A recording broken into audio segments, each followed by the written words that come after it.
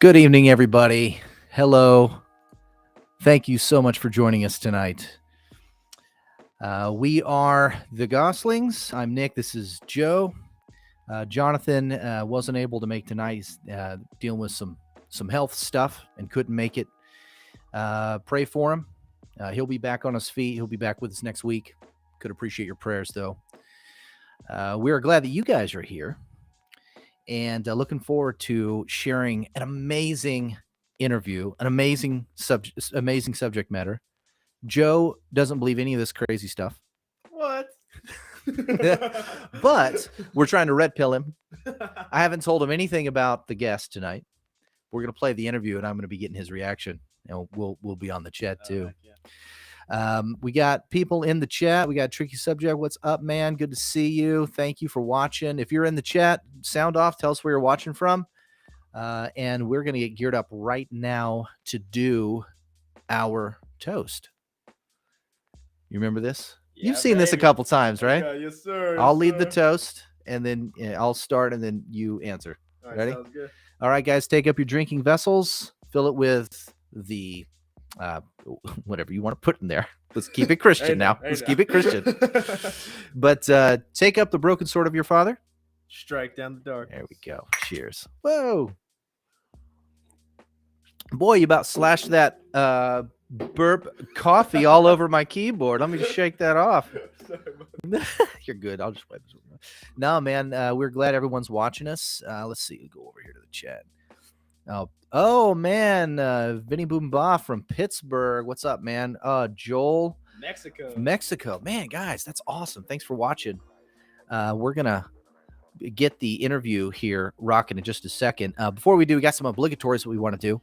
First, of course, as always, if you haven't and you're watching, subscribe. It helps support us so much. Really, really appreciate it. Take up the broken sword of your finger and strike down the subscribe button. That'd be fantastic. Like the video, share it, do all the things, but really subscribe. I think that helps the most. Sound off in the chat too. We're gonna be chatting with you guys all through this interview. It's a big one. It's like in 3 different segments. It's going to be a long interview tonight. There's tons of information. It's going to blow your mind, man. It's awesome. Really, you guys are going to love it. Also, I want to real quick mention our sponsors. First, Joel Cherico up at Cherico Pottery, ChericoPottery.com, fashioned these gorgeous drinking vessels. The Kothon Spartan mug is a real thing from history. We know this from historical record. However, there are no artifacts. There are no actual artifacts of the Kothon Spartan mug. So it remained a mystery as to what they looked like. So Joel Cherico, in collaboration with Stephen Pressfield, who, in my opinion, is subject matter expert on the Spartans, read Gates of Fire. Yes, they got together and they designed this mug to be as historically accurate as possible based on the known record.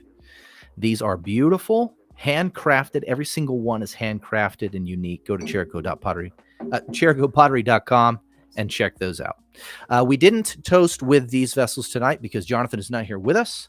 That is the thing that is just for me and Jonathan to do. That's kind of like our brother thing. And, brother love, right? Big Tommy. Brothers don't shake hands. Brother love. Brothers got a hug. Brothers got a hug. So we're thinking about Jonathan tonight. Again, keep him in your prayers, dealing with some health stuff, but he will be back.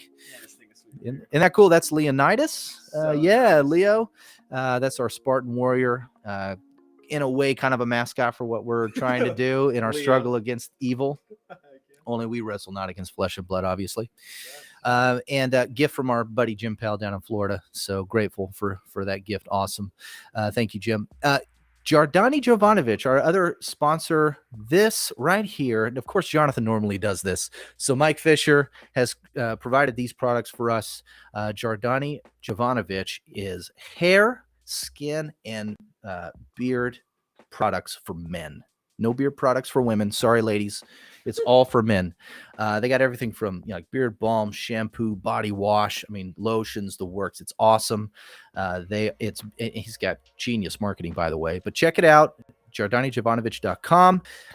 Or Jonathan's beautifully written tagline or slogan for this product is "Be as deadly as you are." No, be as sexy as you are deadly. Jardani Jovanovic. And my comeback is always, give your better half a reason to doubt that. Giordani like that. Jovanovic. Yeah, Like that, like yeah. But thank you, Mike, for the generous support. We really appreciate it. And I think now we've gotten through all the obligatories. We got some people watching. Who else we got here? Mike Fisher's on. What's up, Mike? Oh, from California. Oh yeah, Gary Galuska. What's up, Gary? Thank you so much. Where are you watching from? North coast of British Columbia, Canada. Fantastic. Elizabeth Gutierrez from California. Fantastic. Thank you guys for praying for Jonathan. Let's get into the interview. This was our interview last week with Tim Cohen, and just a quick introduction about of Tim Cohen. This is from his website. These are not my words. Tim Cohen is today an internationally recognized Christian author, speaker, and teacher. He has researched and written what many are now coming to view as Christendom's foremost prophetic and theological works, including The AntiChrist and a Cup of Tea, which we're going to be talking about tonight, and as well as Messiah History and the Tribulation Period, which is a multi-volume series. Definitely go over to his website to check out all of his books. Again, his name is Tim Cohen. Go to prophecyhouse.com. That link is also in the description of this video. But check it out. Tonight we're talking about The AntiChrist and a Cup of Tea. He just released a second edition to that. He wrote this several years ago, back in like 98, I think. But there's a second edition because a lot of things have transpired since he first wrote it, and he has expanded it. He didn't go back and change anything.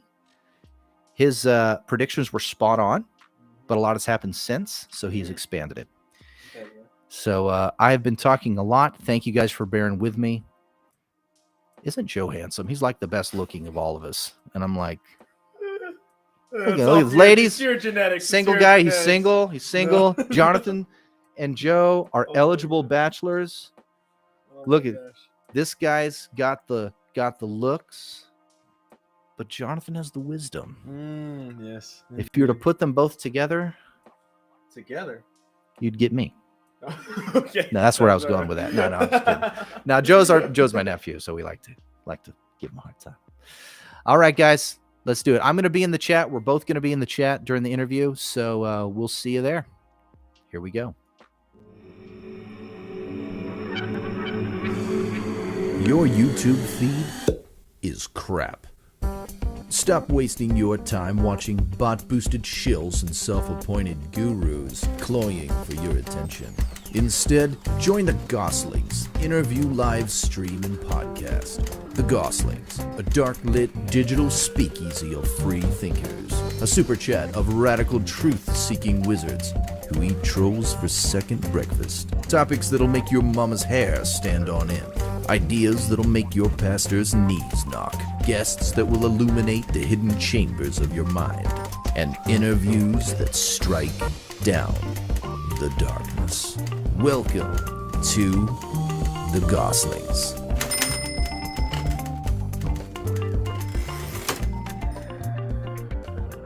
What do you think is going to be happening at Davos this week? And what influence does you-know-who have on the World Economic Forum? So Klaus Schwab started the World Economic Forum in 1970. He founded it. He is a Rothschild by birth. Most people don't know that about Schwab. Prince Charles at the time, now King Charles III, had his investiture as Prince of Wales in July 1969, months prior to Klaus Schwab founding the WEF. Since his investiture in July of 1969, Charles has been the #1 globalist on the planet, bar none, including over Klaus Schwab. Wow. Klaus Schwab is a knight of Charles. He's one of his knights. Really? Bill Gates is a knight of Charles. He's one of his knights. Mm-hmm. Mm-hmm. So there's an awful lot of tie-in, but the bottom line is Schwab reports to Charles. He always has. And the Great Reset was started by Charles, not Schwab. So it was Charles who announced the Great Reset to the world from the WEF months before anybody heard the phrase pass anybody else's lips. Months before Klaus Schwab mentioned his book by that title, with in the title. Oh, yeah. The phrase Build Back Better originated with Charles also. Wow.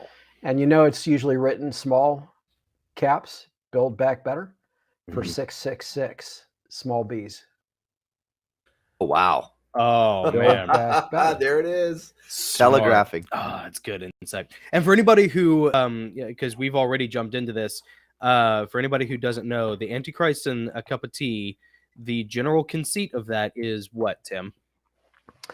That Charles, formerly Prince Charles of Wales, now King Charles III, is the foretold Antichrist, Yes. a biblical apocalyptic prophecy. And people know there are many Antichrists scripturally, right? Yeah. Even today, there are several people you could point to in the world and say, hey, that person is an Antichrist. Yeah. That's easy to do. Like Spirit North of Korea's leader, Antichrist. China's leader. Right. Well, yeah, or even just Antichrist figures who are venerated or worshipped by their people, if you will, or even forced to do so, right? Sure. You find that easily in a fascist or a communist type society, or various pagan entities. But bottom line is, just because there are many Antichrists in the world doesn't mean there isn't a person who is the Antichrist. Right. And when we talk about the Antichrist biblically, we're generally referring, as theologians or Christians, to the person who is going to be over a global government throughout the period of the Great Tribulation, and who is going to be possessed by the devil during that period. So we're talking about, in other words, the other son of perdition of Scripture. There are two sons of perdition: Judas, who is possessed by Satan before he went to betray Christ, right, for the crucifixion. Another parallel between the weeks. Right. Yep. And the Antichrist, who will be possessed by the devil right before he goes to betray Israel and the church for crucifixion. For Israel as a nation, and for the church, real Christians, to be led as lambs to the slaughter during the Great Tribulation. Yeah. So people look at the four horsemen of the apocalypse, and they conflate things in various ways. One is they'll say, well, it's one person who rides as in four different capacities in sequence. Others will say it's four different individuals. Others will say the rider of the white horse under the first seal, Revelation 6, verses 1 to 2, is the Antichrist. In other words, the person who's going to be over a global government for 3.5 years later. And that person is the one who will be involved in the supposed signing of a treaty, with Israel. Right. At the start of the tribulation week, these kinds of things. Those are all errors. Everything I've just said is wrong. Really? In terms of the four horsemen, not about the son of perdition. That part's right, but okay. Yeah. But so we're actually talking about different Antichrist figures. Each of the horsemen is a different Antichrist. The fourth horseman is the one who's over a global government throughout the Great Tribulation. That's the person we're talking about in the Antichrist and a Cup of Tea. Okay. So we'll come around to the evidence on that. He's the fourth horseman of the apocalypse, in other words. Yeah. The other three I have already identified as well. Really? So they're not identified in that book, The Antichrist, a Cup of Tea. One of them is identified in my book, North Korea, Iran, and the Coming World War, Behold a Red Horse, where I talk about the rider of the second seal's horse, the identity of the fiery red horse and its rider, and so forth in that book. The other two for the first and third seals, meaning the white horse and then the supposed black horse, which is not actually black, but people think it's a black horse. The other two are identified in a different book that I have coming on the other two horsemen of the apocalypse, not mentioned yet on Prophecy House's site. So there are several books coming that aren't even mentioned on the site yet, including the one on the depopulation agenda, which, by the way, is under Charles. Of course. That agenda was under the British monarchy, largely under Prince Philip, for a long time. And now it's under Charles. Yep. Philip is now roasting in hell. So he's entered his eternal roast rather than his eternal rest. That's the kind of funny humor. That's the kind of funny humor I love, Tim. How dare you steal my thunder? That's great. I love it. So the depopulation agenda was started under Philip, though. I've never heard of that before. Yeah, by and large, he oversaw it for decades. Really? So it actually goes back quite a ways. So much further back than COVID. Okay. Yeah, COVID is just part of it. It's much more involved. And so I addressed that in a coming book on the depopulation agenda. Nice. Including who's over it, and I trace the history and the entities and so forth with actual evidence. So One of the things it's scary stuff. Yeah, it is. We are living in, well, as I say, may you live in interesting times. That is a mild understatement. Yeah, mild. But one of the things I find fascinating about the Antichrist and a cup of tea is not just the general conceit that, Prince and now King Charles III is the singular Antichrist that you're talking about. But also that, like, how do I put this?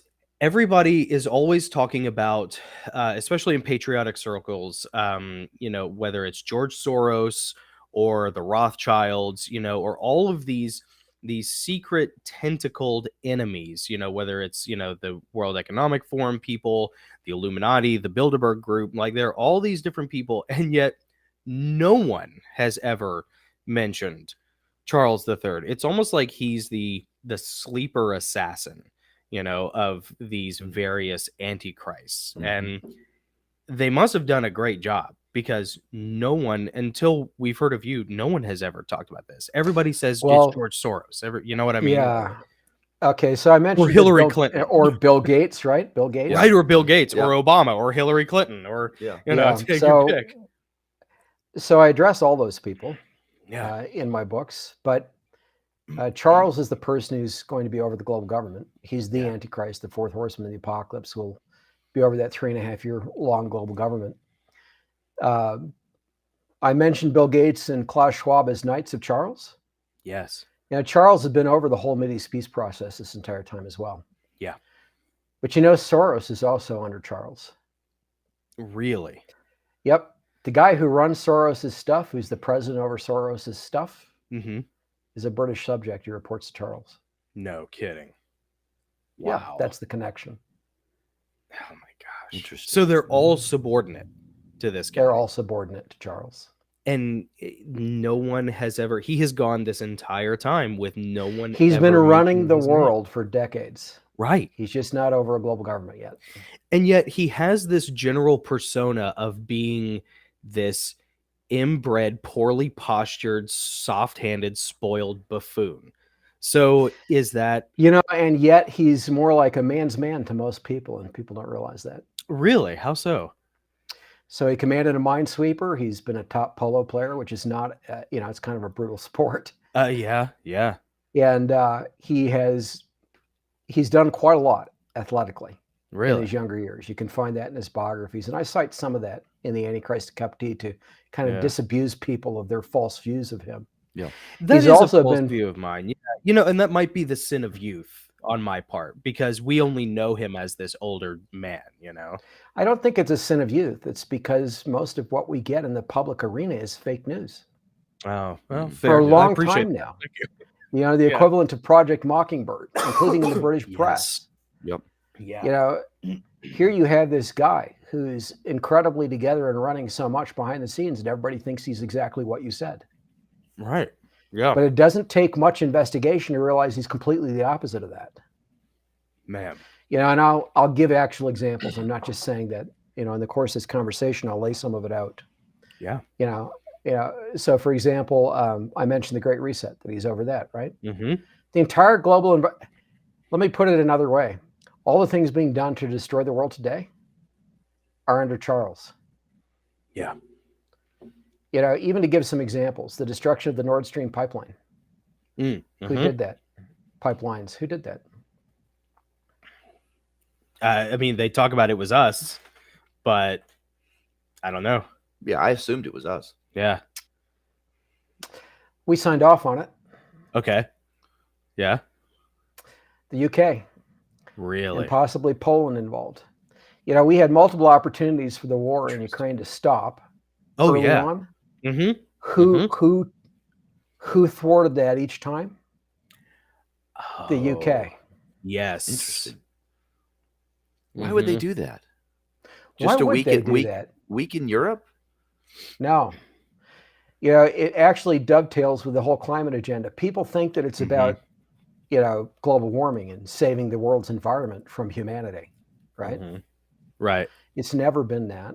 It's always Really? been a complete fraud from the start. The people behind it have known that, not least of whom is Charles, who's been over the whole thing, Yeah. and his father, Prince Philip, before that, over it to an extent. Their goals are multifaceted. One is a taxation system to fund a global government. You know, the whole carbon trading scheme and some other schemes. It's about bilking the world out of money in a way that they can explain it to the public and get away with it. It's con, massive con. That's one piece of it. Another piece is to collapse the energy systems globally. Yep. Why would they want to do that? To hasten the Great Reset, because it collapses everything and makes people dependent and depopulates along with it. Depopulates. Yeah. You know, without the fertilizer, which we need natural gas to produce still. Right. Yep. There goes 40% roughly of global food production.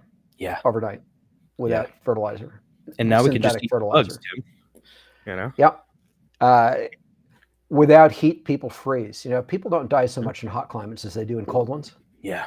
Yeah. And they can't take care of themselves in the winter for a variety of reasons, including, you know, prevalence of disease from just not having a strong immune system when you're fighting off cold. Yeah. So, in other words, they collapse the energy systems. With that goes transportation of food. So even if you can produce it, you can't get it because it's not in your local store. Yeah. You know, even if it's on some farm somewhere, you can't go get it. Yeah. To collapse the production of food without fertilizer, right? Once those things are collapsed, even to a little degree, a degree enough for people to realize, wait a minute, we're in trouble here. Once it gets that point, you're already years away from being able to bring it back online. Yeah.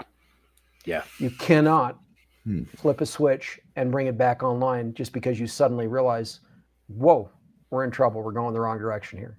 Right. By the time you realize that, it's too late. Yeah. And so you can look at what happened in Sri Lanka, right? They switched from synthetic fertilizers to organic farming, and suddenly, a couple of years later, their economy is collapsing. They can't produce enough food. Oh, wow. Really? So, yeah, that already happened. Oh, And now they're wanting to do that all over the West, right? Oh, of course, pulling because it's already all been kinds of proven a gimmicks. success for them. Yeah. You know? Yeah. Yeah. So that's the food you might grow in the ground with fertilizer. How about cattle and beef, right? Right. Well, we've got an excuse for that. They produce too much methane, Right. too much nitrogen in their waste, fouling the waters. We think we need fewer cows produced. Yeah. Yeah. So they put a lot of farmers out of business, like what's happening in the Netherlands, you know, a country that exports a lot of food to the rest of the world. Not just Ukraine, for example, and Russia, which export fertilizer and food, Right. right? Which is part of what they're cutting off besides threatening energy systems, you know, with the war in Ukraine. There are other things I'm not mentioning, you know, involved with all of that, including weapons labs and so forth, bioweapons stuff. Yep. But money laundering, you name it. There's a lot of other stuff tied in with Ukraine. But Yes. the real goal here is not to save the environment of the world, is to collapse the energy systems. While enacting a global taxation scheme to empower a global government that's to come, right? Simultaneously. When those systems are sufficiently collapsed, they figure they'll quickly depopulate the world. It wasn't just about COVID, for example, or these kinds of releases, or the jabs, you know, or even transhumanism. Okay. But I've cited in the AntiChrist and Cup of Tea, including the first edition published in 1998, that their goal was a survival of between 500 million and 1 billion people. Is that the They Georgia plotted this for a long Guidestones thing? Well, Georgia Guidestones has, you know, 500 million. That's There's a guy named John Coleman who wrote a book called The Committee of 300 in the 1980s, and the drafts were circulated in the early 90s and so forth. But he wrote a book called The Committee of 300 where he cited their plot to have, you know, maybe 1 billion people survive, 500 million being Asians because they're easily regimented. Right. Yep. In his mind. So you wonder why China is, you know, less involved with being damaged by COVID, or has been to this point, right? Yeah. Or some of these other Asian countries. Yeah, it's all very coordinated, but it's easy to draw that conclusion based on their past statements and what we've seen occur in the last 3 years, for example. But that being said, the Georgia Guidestones is just one example. There are quite a few others that I cite between the Antichrist and Cup of Tea and now the book that's coming on the depopulation agenda.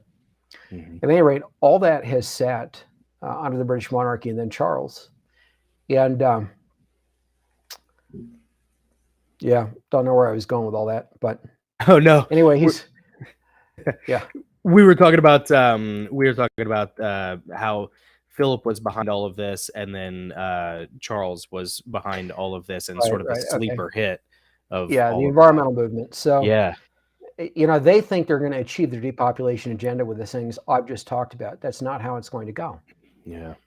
Biblically, there's going to be war and peace is going to be removed from the earth under the second seal's events. Right? Here's something for people to contemplate. They look at the first horseman and they think that because he goes forth conquering and to conquer, suddenly the world is at war. Right?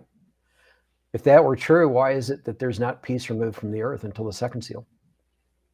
Good See, question. the events of the first seal mean something different than the typical interpretation. So, at any rate, we're going to see warfare coming and other bad stuff, including ultimately natural events from God, where there are comet and asteroid strikes, besides nuclear, biological, and chemical warfare, weapons of mass destruction use, in other words. Where ultimately the world will be largely depopulated by the time Armageddon is over. But it's not going to happen in a fashion that allows them to kill off much of humanity and retain the infrastructure. Right. You have to collapse the infrastructure. Well, they didn't want the infrastructure all destroyed, which is why they've taken the approach they have. But that's where we're headed. It's going to be destroyed because God is going to laugh at them and bring their worst fears on them and say, oh, that's what you want? Well, okay, let's try it this way. But the point is, Charles is over all of that. He's been the number one globalist in the world since his investiture in July 1969. So let me share my screen and let's go into him and what he's over. And got to figure out how to share my particular screen. Does it just share the screen that I'm talking on? All right, so this is where I asked God to show me who and what was being spoken of biblically. You're seeing Revelation 13 displayed, right? Yes. Sir. Okay. So in this chapter, there are two beasts, one from the sea, one typically described as from the earth. The first one is commonly understood to be the foretold Antichrist. It will be over the global government for 3.5 years. The second typically thought to be the false prophet who will work in tandem with the Antichrist, both under the devil. We're talking right now about this first one. And in verse 2, it gives us this interesting imagery. Now, the beast which I saw was like a leopard. His feet were like the feet of a bear, and his mouth like the mouth of a lion. The dragon gave him his power, throne, and great authority. Now, in Revelation chapter 12, that dragon is described as Satan. So it talks about a great dragon that's cast out from heaven, a serpent of old, called the devil and Satan, who deceives the world. And it is a fiery red dragon. So here we have it here, a great fiery red dragon. Okay. And some of these verses can be translated a little bit better from the Greek than what you're reading here. And I address that in the book. Nice. But ultimately, all these things that are described, like the seven heads, the horns, etc., are on Charles' heraldic achievement. We're going to come back to that, which was on the cover of the Antichrist and Cup of Tea. So we'll return to that in a moment. Continuing with this imagery, though, my point is that dragon is a fiery red dragon that gives this beast his power, throne, and great authority, and is explicitly identified as Satan and as the serpent who deceived Eve in the Garden of Eden.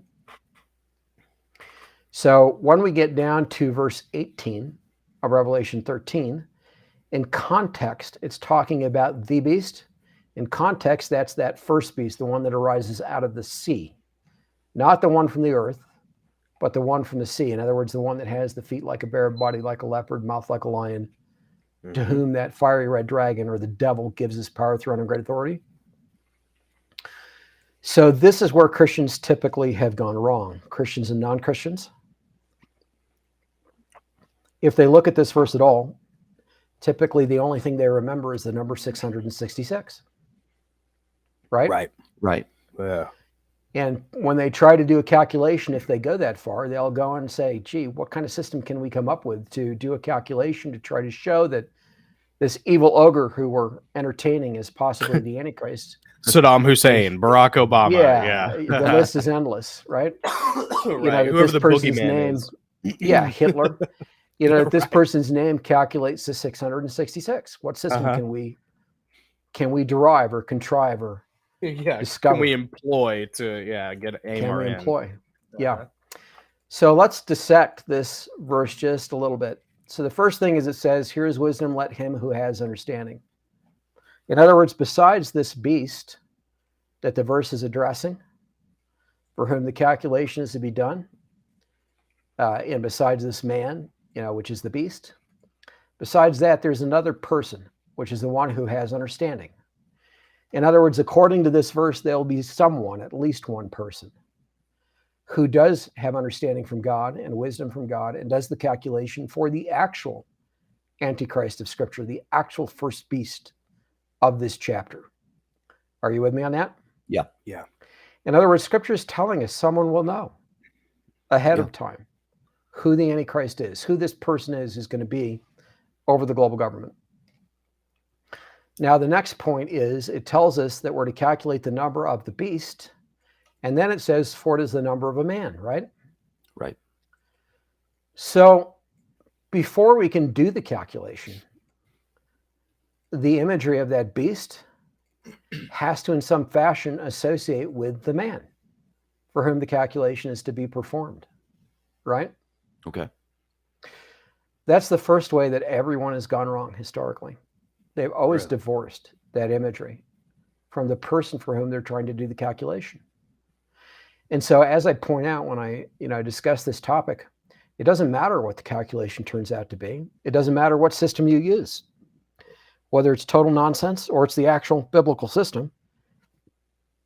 Even if it turns out to 666, whatever you're doing to calculate it, it's completely irrelevant, completely wrong, if the imagery of that first beast, in other words, the beast with feet like a bear, body like a leopard, mouth like a lion, to whom the dragon gives his power, throne, and great authority. Yeah. If that imagery is not present for the man in question, Right. don't even bother to do the calculation. You're wasting my time. Yep. That makes sense. You're wasting everyone's time. Yeah. So in other words, that imagery is the context for the calculation. If it's not present, don't bother. Yeah. Okay. That's your first But when step, is to make sure that imagery is there. Yeah. But when it is present, you're now authorized biblically. In other words, you have the authority to try to do the calculation. Now, there's only one human being in the history of the world to have the imagery, and that's Prince Charles. And what you're looking at here on the cover of the book is the imagery. Yep. And so let me describe what we're seeing. This is called a Dexter beast. This is called a sinister beast. You can see the red dragon here in what's called a compartment. Okay. Okay. This beast has exaggerated feet like the feet of a bear, body like the body of a leopard, mouth like the mouth of a lion. It's like in Revelation 13. Right. These are similes. In other words, it's not the actual feet of a bear necessarily. It's not the actual body of a leopard necessarily. It's not the actual mouth of a lion necessarily. Close approximations. It evokes that imagery in our mind, in other words, when we see it. It's evocative. These are similes. Yep. They bear resemblance, strong enough resemblance to make us think of those things. So if we were to compare this lion, which isn't actually a lion, it's a lion, leopard, bear, this beast, to the lion on, say, Queen Elizabeth II's heraldic achievement, her coat of arms, which anybody can go look up on the internet. She had a normal lion. Yeah. Not this beast that has the strange proportions. Now, this lion leopard is unusual. It's not unique in history, but when you add to it feet like the feet of a bear, it's completely unique to Charles. No one else has ever had it, including his own sons. Wow. Now there are two graven versions, two cast iron in appearance versions of this heraldic achievement. This is the artistic version. This is the official version that was shown to the world in July of 1969 at Charles' investiture as Prince of Wales. This version that's on the cover of the Antichrist and a Cup of Tea was on the printed brochures, the order of service, if you will, that was given to everyone attending the investiture at Caernarvon Castle in July of 1969. It was also on memorabilia sold at the investiture, meaning plates and cups, Mm-hmm. and in medallions, like silver coins, but medallions. They also had the heraldic achievement of Charles on those, some of them. So in other words, this imagery was first publicly shown to the world in July of 1969. This artistic version of the coat of arms, which is the official formal version from the College of Heraldry in England, was first shown to the world at the investiture in July of 1969. Wow. That was in Caernarvon Castle in Wales. It was the most widely viewed event in the history of the world at the time. Yep. Rivaled only by the landing on the moon in the same month. Oh, wow. By the United States. Wow. Same month. So the graven versions, and there are graven versions of this that are actually made from plaster but painted to look like cast iron, and they're quite large, were hung over the entrances to Caernarvon Castle and the gates, some of them, at the investiture. And on those, there were two versions of this Dexter beast. And on both of them, it actually has bear's claws on the feet. Really? And I show that in this second edition of the Antichrist and Cup of Tea. Those images were not easy to acquire. In fact, I couldn't get them in good enough quality when the first edition was published in 1998. I have them now. And so you can see even more plainly, more clearly, in other words, that these are bear's feet, Yeah. and that they actually have bear's claws in those two graven versions of this Dexter beast, which is why I bring all that up. The red dragon here is the actual red dragon of Scripture, identified as Satan. This particular symbol, this particular version of the red dragon, which has been used by Wales for a long time and was adopted in 1953 as Wales' national symbol, goes back to the standards of the Roman cohorts occupying ancient Britannia, initially what became ancient Wales, and then from there to those occupying ancient Judea. So I give that history and talk about it in the second edition of the Antichrist Cup of Tea. I do also mention it in the first edition. I give more information on it in the second edition. But the point being that this particular red dragon is arguably the red dragon of Revelation 12 and 13. Mm-hmm. Identified as Satan. And it's the national symbol of Wales. So Charles, being Prince of Wales, is Prince of the Red Dragon. Prince of Right. Satan. Okay. Mm-hmm. Satan's prince. He was facing this red dragon when the coronet was placed on his head to coronate him Prince of Wales Wow. in July 1969. His mother was also facing it when she put the coronet on his head. They were both facing the red dragon directly. So there were three gray Welsh slate thrones at the center of Caernarvon Castle on the platform where the investiture transpired on a round dais, a saucer-shaped disc, harking back to both Druidry and UFOs, interestingly enough. Yeah. And one of those thrones in the center of the disc had a backrest, and that was the Queen's. The other two did not. So the thrones were for Prince Charles, the Queen, and Prince Philip. The one that had the backrest was the Queen's, and engraved on it was this dragon. And behind it were huge red dragon banners hung on the castle wall, directly behind that throne. So the Queen stood up from that throne, placed the coronet on Charles' head as he knelt before her, facing the backrest on her throne, and also facing the red dragon banners behind her. Wow. And behind her throne. And then on the opposite castle wall, behind Charles' back, facing the Queen, as she faced Charles, were more huge red dragon banners, which she directly faced. And then on either side of them, to their left and their right, were additional red dragon banners hanging on the interior of the castle walls. And they were also hung on the exterior walls at the gates. The red dragon banners were. The red dragon was the central symbol of the whole event. Mm-hmm. And the mascot for the investiture was a goat. Really? So the red dragon and a goat preceded the royal party, including Charles, to the castle Wow. for the investiture. And on the goat was draped the red dragon. Huh. The goat was actually carrying the red dragon. So besides having a Welsh flag, a Welsh standard, with the red dragon on it preceding the goat. That's a nice with symmetry to Jesus entering Jerusalem on the back of a donkey, sort of. yeah. You know? Yeah. It's Yeah, a nice very much. satanic inversion, a black Powerful mass symbolism. version of Powerful. Yeah. Yep. So Charles became the Prince of the Red Dragon on that day. And when he recounted, the coronet being placed on his head to coronate him Prince of Wales in his biographies, he recounted it. He's quoted as saying his father placed the crown on his head. Whoops. His father gave him the vestments, as Prince of Wales. Uh-oh. He's quoted as making that statement. But the whole world could see it was his mother who did it. Mm-hmm. So who is he talking about when he said his father did it? And he said it more than once. Wow. So it's not a misquotation, in other words. Right. It's deliberate. It's deliberate. So he was acknowledging the devil as his spiritual father, I believe, in making those statements. Now, that being said, Prince Charles had a call sign at that time when he was commanding a minesweeper and so forth, Yeah. and flying royal choppers, royal helicopters, minesweeper choppers, and that kind of thing. Man, he was more of a lad than I give him credit for. Well, he had a call sign. He wore a flight suit with the red dragon patch on its shoulder, Really? on his shoulder. His call sign was Red Dragon. And that predates his investiture.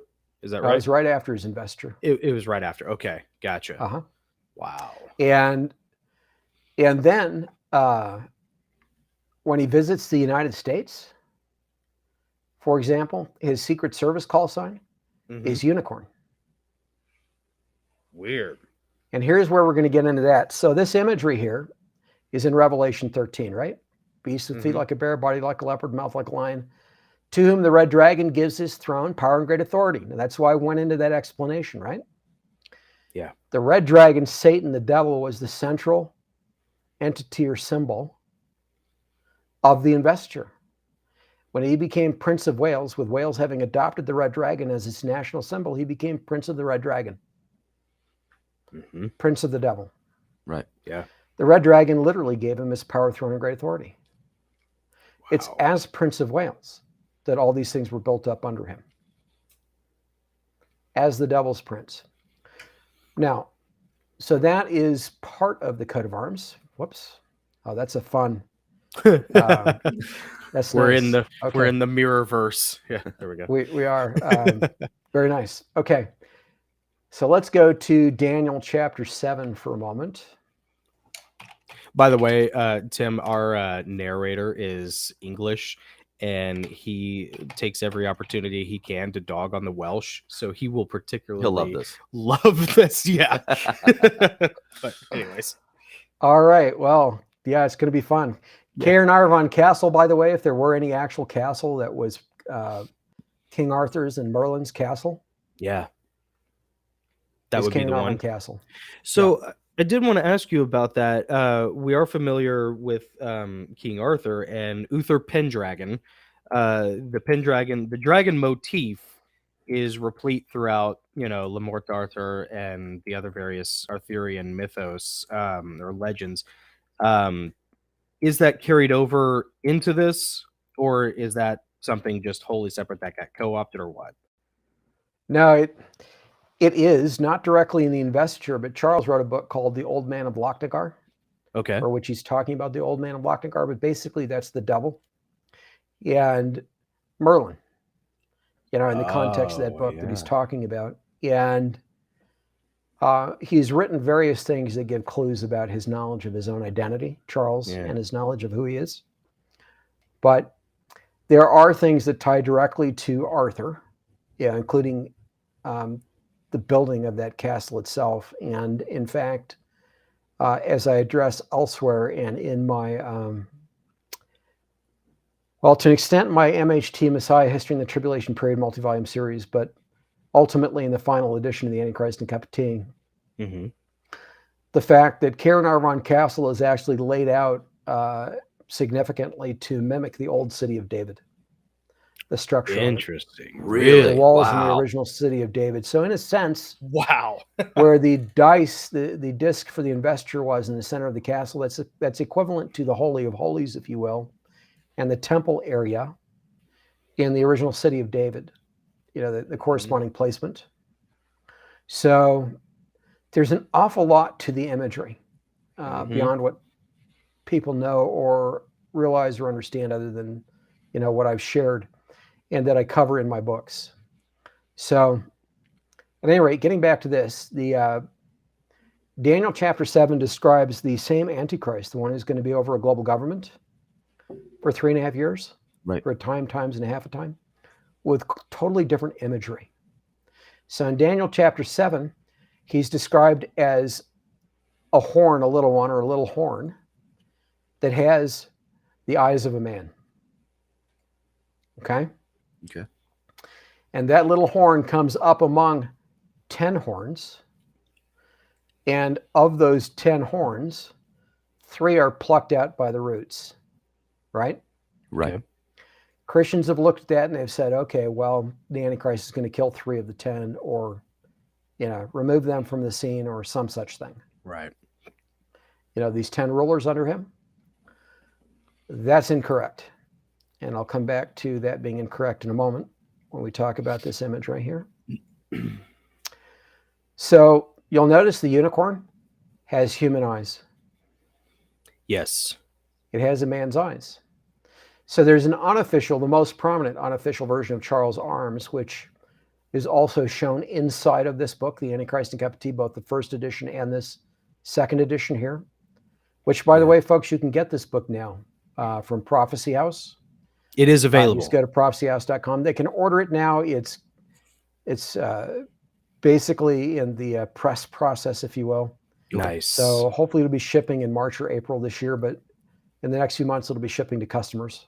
And prophecyhouse.com is the only place where people can get this book. That's the only place to get it. Nice. Yeah. Well, Okay. you're too Prophecyhouse.com. dangerous for Amazon, baby. Come on.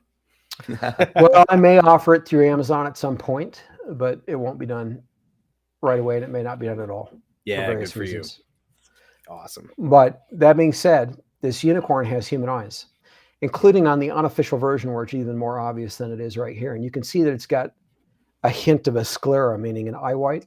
Mhm. Normally on a horse, you see a horse or a goat or whatever, you'd see the round eye with no visible sclera.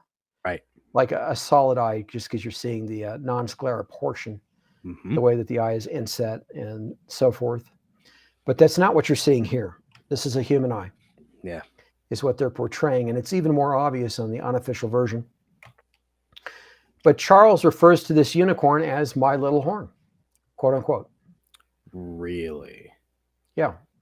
And he's called unicorn by our Secret Service.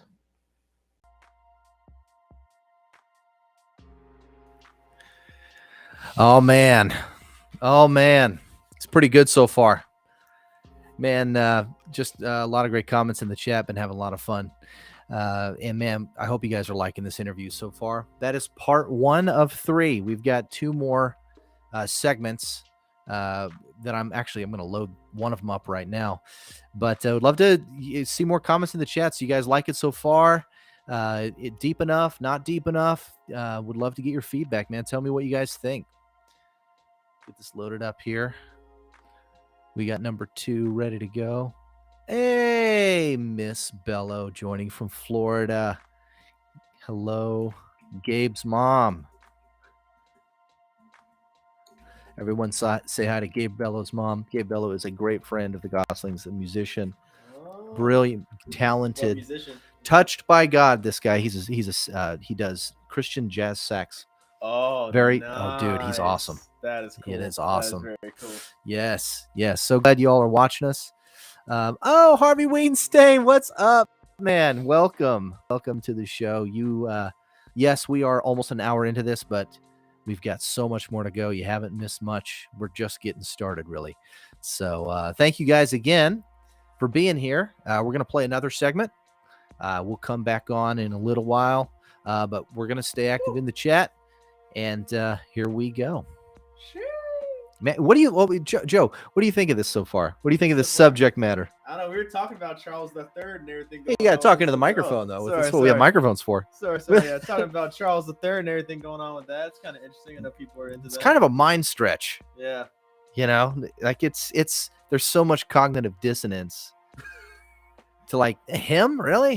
You know, it was really hard. You know, we were interviewing John Haller several weeks ago, making fun of the idea of Charles III being the Antichrist. And John Haller said, don't underestimate Charles. And he's the one that said, hey, you need to, you know, there's a guy named Tim Cohen who thinks he might be the Antichrist. And while John Haller might not necessarily believe that, he said, Tim makes a pretty compelling case. So we thought, hey, we got to get him on. I think it's crazy how Queen Elizabeth, you passed away at 96, you pass off to your son who's 74. Yeah, Passing right? it down to your son who's 74. 74 is when he's starting his game. That's unbelievable. Crazy. All right. Crazy. Well, we're going to dive in more and see if we can't convince Joe that Charles III is the Antichrist. That's my goal tonight. I want him walking away going, oh, that's the dude. That's him for sure. Five. All right. Here we go. These beasts represent Charles specifically on this overall heraldic achievement or coat of arms. Heraldic achievement is the formal description of what you're looking at. People typically hear the phrase coat of arms, but it's officially called an heraldic achievement, and it's a metaphysical occult form of artwork that's viewed, spiritually speaking, by those who create these as a form of living spiritual entity. Like in witchcraft, they might speak a word and think that it takes on a life of its own, that it brings something into existence, if you will. This is the artwork equivalent to that. So it's a metaphysical manifestation of whatever they're trying via the artwork. They're portraying something in art here that they believe spiritually exists. Has totemic power to it. Yeah. And so you'll notice this coat of arms, this heraldic achievement, has its own overall head right here. Yeah. Okay. So around the necks of these beasts is this thing that looks like three horns plucked up by the roots. You see it here. Here. Oh, yeah. Wow. Here. Here. And here. That's the neck of the overall heraldic achievement. And there's the head. 10 horns. A horn biblically can be shaped like a cone, like you see here on the unicorn. It can be shaped like an elephant's tusk, like you see here on the bars of this helm. This is the sovereign helm, which has always been on Charles' heraldic achievement. Yeah. It never should have been until now. It's supposed to only be for the monarch. They always intended him to be the monarch. It was always understood he would be. One day, they thought. I didn't actually think he was going to become king, but he has, right? Right. Well, He's got more power than he even needs. But but here he is. Now he's king of England. But he still has this helm, the sovereign helm. He's always had it. And you'll notice there's 7 of them. 1, 2, 3, 4, 5, 6, 7 on the sovereign helm. Yeah.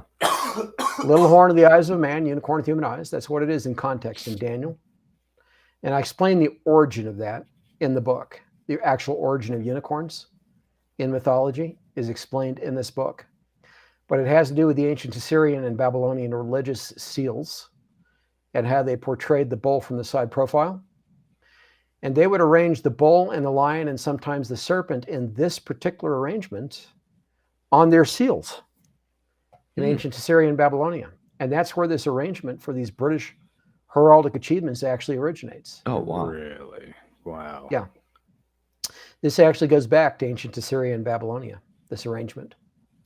With a lion, the unicorn, in this case originally it was a bull shown from a side profile, and the serpent or the dragon, all combined in this arrangement. At any rate, 7 horns here, 3 plucked up by the roots right here. Little horn of the eyes of man comes in among them. 7 crowns on the heraldic achievement. 1, 2, 3, 4, 5, 6, 7. Wow. There's 7 crowns on that. Wow. 10 kings represented in the center. 4 lion, leopard, bear beasts here. They're normally lions or lion leopards for England. And these are all lion, leopard, bears, representing the offspring, if you will, of the United Kingdom historically. 4 here on the Shield of Wales. 6 more on the Royal Shield, which would normally be the only thing you'd see on a royal coat of arms. Charles has 10 because he was made Prince of Wales. So of these, 7 have visible heads. 3 of the heads aren't visible. They're too obscured, if you will. These 2 are obscured. This one is obscured where you can't see the eyes or the mouth or that kind of thing. This one, you can see the eyes and part of the nose and mouth here if you blow it up. You got these 4. You got this one. And you got this one, 7 of them, where you can make out their heads, if you will. Mhm. So I was saying that these 3 don't go away, but I'm just pointing out the symbolism is here, right? The little horn of the eyes of man of Daniel 7, the beast with feet like a bear, body like a leopard, mouth like a lion, and the red dragon of Revelation 12 and 13. The 10 horns, 3 of which are plucked up by the roots. The little horn of the eyes of man comes in among them. The crowns, the heads, it's all here on this heraldic achievement, right? Mm-hmm. So this harp represents Ireland. This is the red lion of Scotland normally. This is normally a unicorn representing Scotland. The red dragon represents Wales, besides the devil. This lion or lion leopard, and here it's a lion leopard bear, ordinarily represents England. So we're talking about the coronations of the United Kingdom and the offspring that come from them historically, right? So people have looked at those symbols in scripture and thought, well, maybe they represent nations. Right. Trying to take them metaphorically, right? Mm-hmm. There's no such beast in nature. Maybe it'll be a chimeric hybrid or something like that. People have thought that, when reading Revelation Sure. 13. Sure. But it turns out the imagery literally exists, and we're looking at it, both from Daniel 7 and Revelation 12 and 13. Yet it represents the core nations of the United Kingdom and the offspring coming from them historically. Now you read this top to bottom and left to right like you read a story, and that's how you're meant to read it in heraldry. Really? And this is laid out not just like a story, but as a living entity, like it's looking out at you. So from the herald's perspective, this beast, which we see on the left-hand side, is on the right side. Right. From the herald's perspective, this beast we see on the right side is actually on the left side. Mm-hmm. Right. This head is looking at you.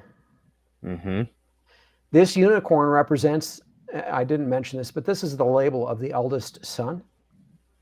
In other words, it specifically represents Charles as the eldest son of Elizabeth II and Philip. Mm-hmm.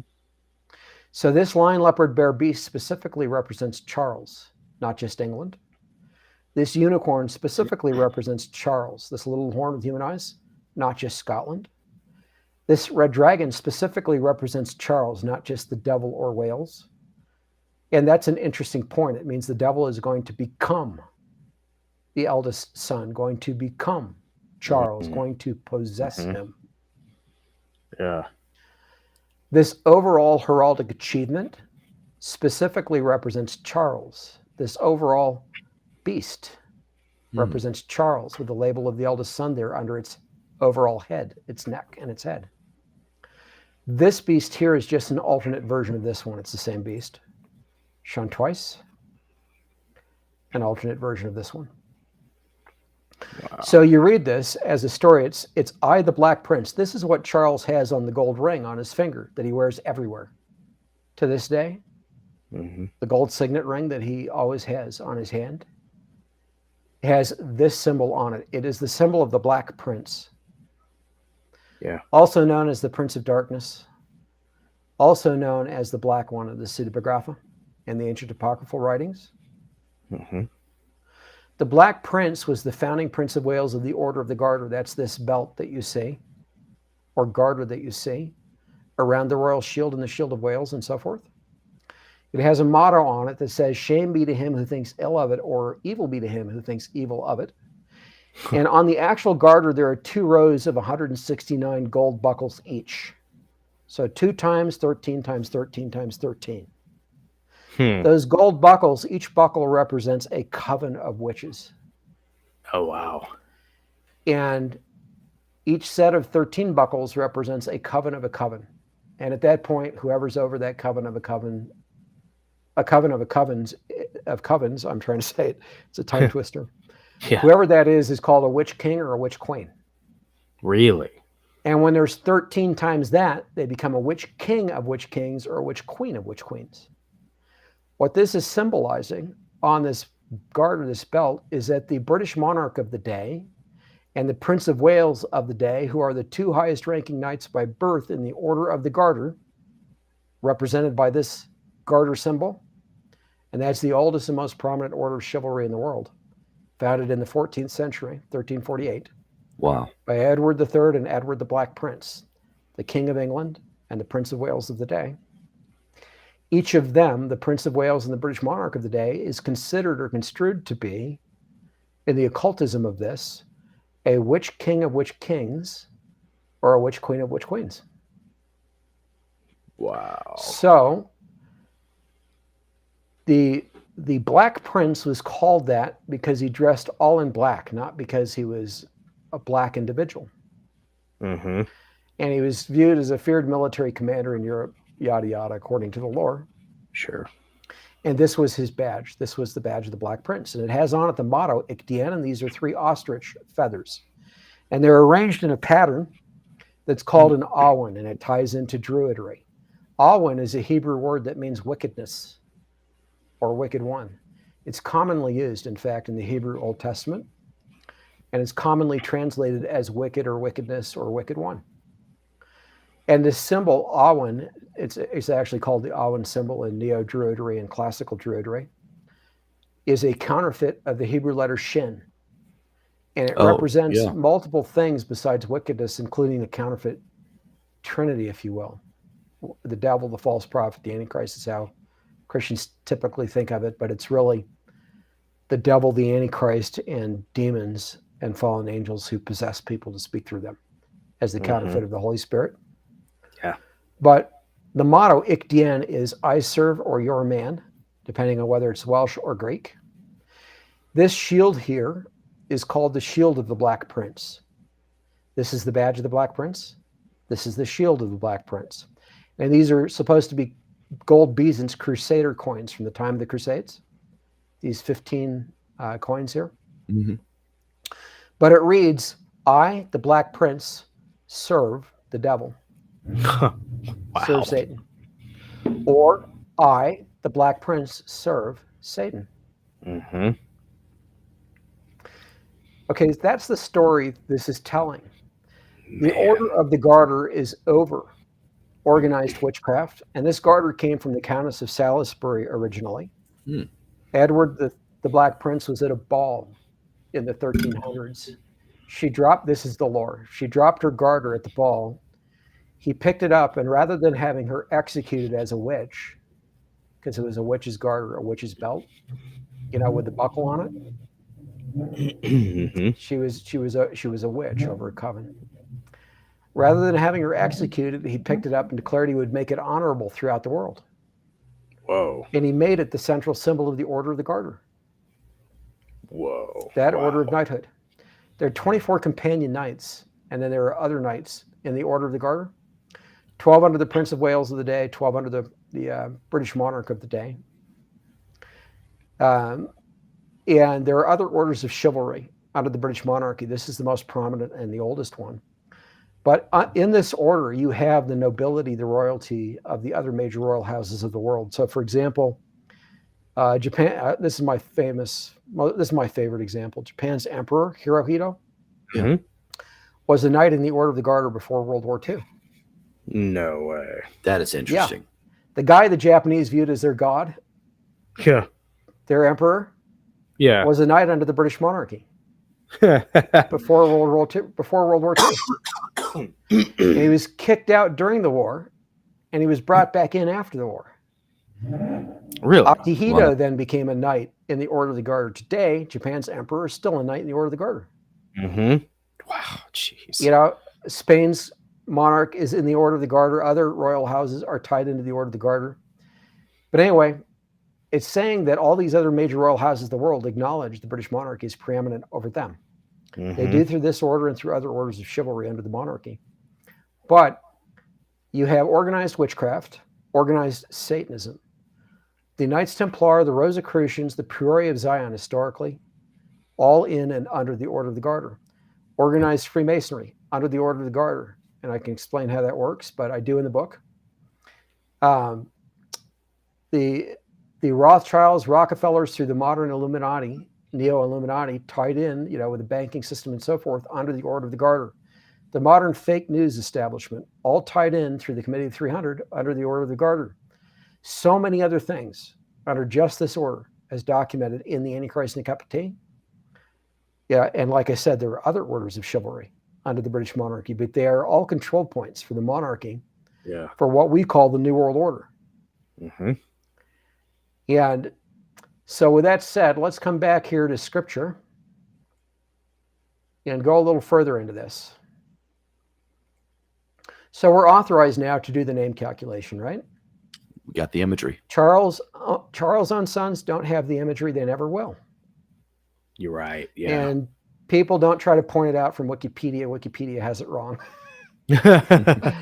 Okay? Sometimes they have really good articles on Wikipedia. Often they make mistakes. So you have to be careful. And that's one area where they made a mistake. So Charles' own sons, William and Harry, have their own coats of arms, their own heraldic achievements. They do not have the imagery that we saw on his. They don't have the red dragon. They have a normal lion or lion leopard without these feet like a feet of a bear. They only have 6 lion leopards or 6 lions rather than 10 lion leopard bears. Their unicorns don't have human eyes. Okay, they don't have this red dragon at all. They don't have this beast. They've got a lion or a lion leopard instead. They don't have the badge of the Black Prince. They don't have any of this stuff. Yeah. They have a lion or a lion leopard. They've got a unicorn. They've got 6 lions or lion leopards. They've got the harp. They've got the red lion.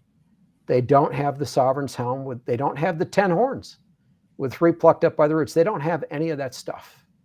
Neither one of them can be the Antichrist biblically.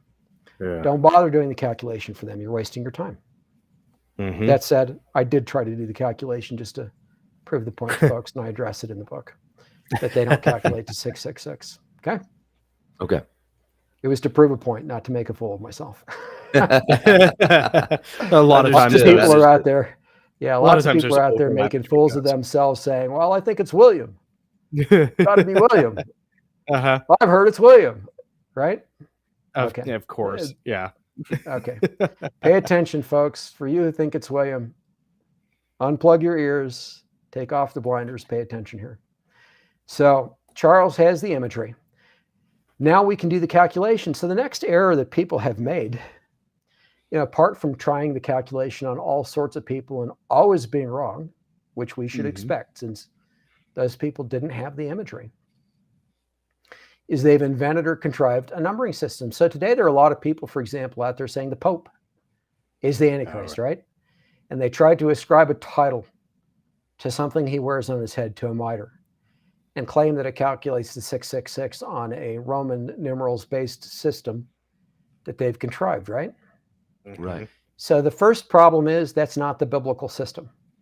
The second problem that it seems oddly everyone seems to miss is that they've tampered with the name. They've actually substituted a V for a U in the title that they're trying to ascribe to the Pope and trying to allege its use, by lots of popes historically. So they've tampered with the name and used a contrived system to try to calculate to 666. Neither of those is valid, including the letter substitution. The third thing they've done is ascribed that supposed title, which isn't a real title because they've tampered with the spelling, to the papacy and to popes generally, when in fact, historically, it's not that. There's 0 historical evidence for their claim. None whatsoever. So it's not a real title by any stretch of the imagination, in other words. So you've got all these Seventh-day Adventists out there putting that forward, saying the Pope is the Antichrist, right? Oh, right. Yeah. Like drones making that claim unthinkingly.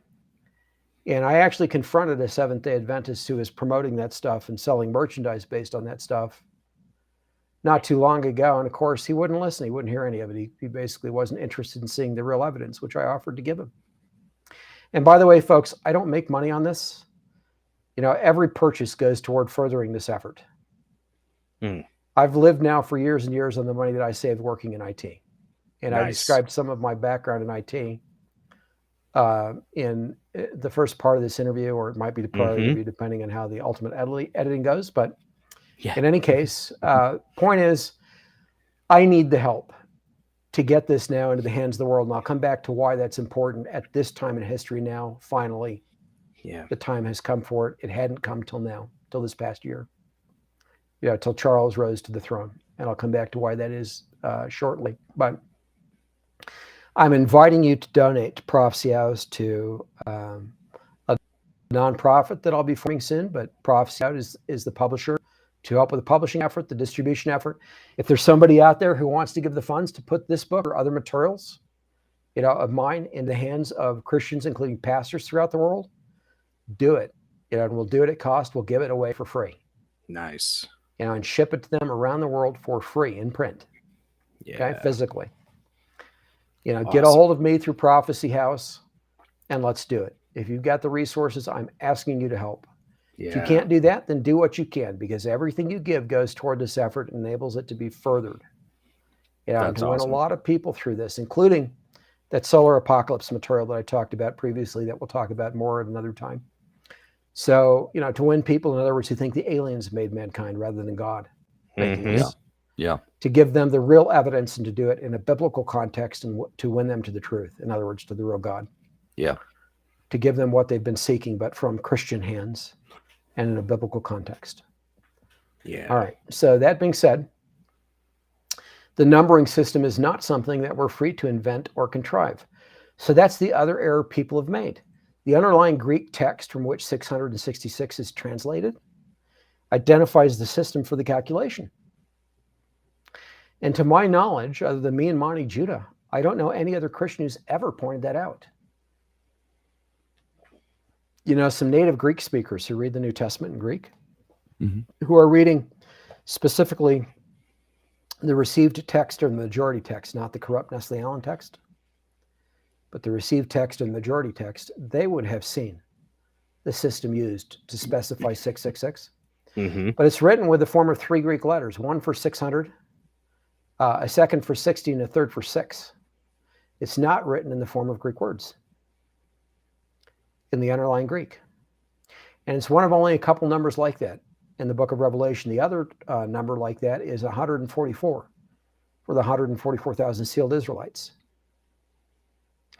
Other numbers in the Apocalypse and in the New Testament are written in the form of Greek words. So that's a special thing that the Lord inspired to identify the system for the calculation. Interesting. So I show the system in the book, and I'll show it here for the audience. And then I'll come back to show something about this unicorn. I may be going the wrong direction here. I always get it backwards. So this is a page out of the first edition of the AntiChrist, a Cup of Tea. This system is based on the initial English one from Monty Judah, which he shared with me in 1987 after I asked God to show me who and what was being spoken of in Revelation 13, which he and some programmers in Martin Marietta put into a computer program, you know, and they threw in a bunch of names of world leaders and royal houses and so forth, and they came out with one that was 666, and that was Charles, Prince of Wales, on the English version of this system. So in the Greek text, we have this character for 600. We have this one for 60. Okay. And we have this one for 6. Okay. Now you would think that we should do the calculation in Greek from that, right? Perhaps. Sure. It's not possible. And I'll come back to why that is. It's a very strange thing. But the system was transferred from the original Hebrew system historically to Greek, and it was transferred sequentially, not phonetically. So that set a precedent to be able to transfer that original Hebrew system to any language sequentially, not phonetically. And to do the calculation on a word or a name natively in a language without transliteration or translation in general. So with no tampering, in other words. Okay. Yeah. No jimmying. Mm-hmm. So the original Hebrew system, Hebrew has 22 characters or hieroglyphs. They're actually all hieroglyphs. Yeah, and the system is 1 through 9, 10 through 90, 100 through 400, and it cuts off right there because there are only 22 characters in Hebrew. Right. And this is the original biblical numbering system. But in Greek, when they transferred it sequentially in perhaps the 2nd century BC, whenever it was done, before the New Testament was penned and the system was used in Revelation 13:18, in Greek, they expanded it to include 500 through 900. And so 600 was added, and that's used in the Greek text of Revelation 13:18 to give us 666. Okay? So here's the problem. In English, if you go with mixed case, it doesn't matter what the case of a letter is. The sequence of the letters remains the same, right? Right. So lowercase b has the same value as uppercase b, even though you've transferred the numbers sequentially. Sure. Hebrew, there is no mixed case. You've got the character, and in some cases, you've got final characters they're not the same thing as upper and lower case. So you've got mem and final mem, for example, here. Right. Right. So you don't have mixed case in Hebrew, so not relevant for Hebrew. In Greek, you have mixed case, but the order of the letters is not consistent. So if you spell the same word in Greek in all uppercase or all lowercase, you get different values. Huh. If you spell it with mixed case, you get a third different value, or perhaps multiple different values. So God used the Greek version of the system to specify the system to use.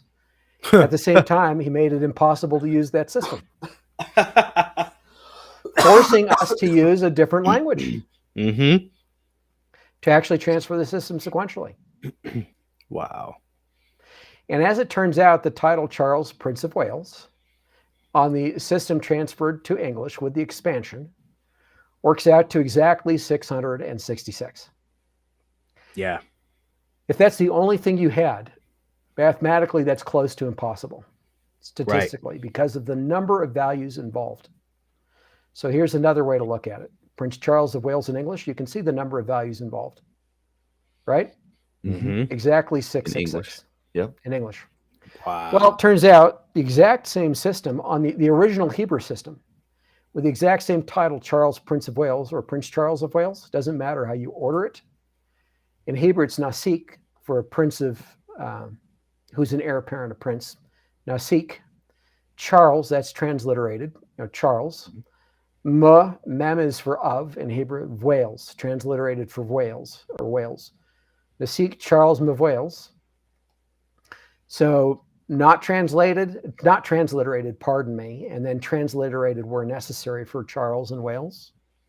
But this is the official spelling given in the modern Israeli press. So no tampering, in other words. Oh, interesting.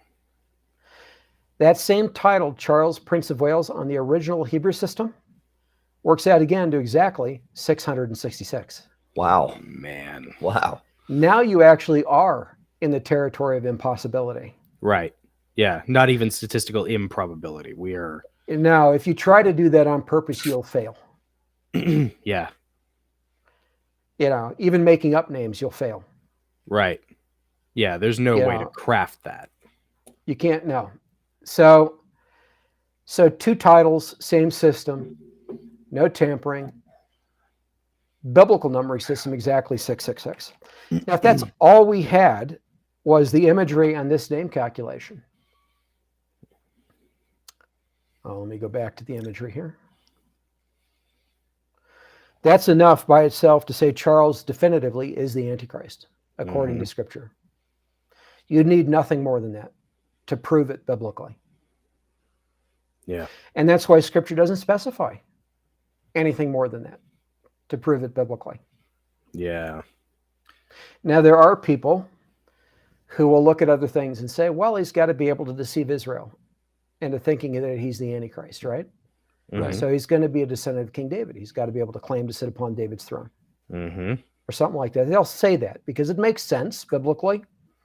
But Scripture doesn't say that, right? Is it a biblical requirement? Actually, no, it's not. Okay. But as it turns out, the British monarchy officially claims to sit upon the throne of David. Queen Elizabeth II was coronated Queen of Thy People, quote unquote.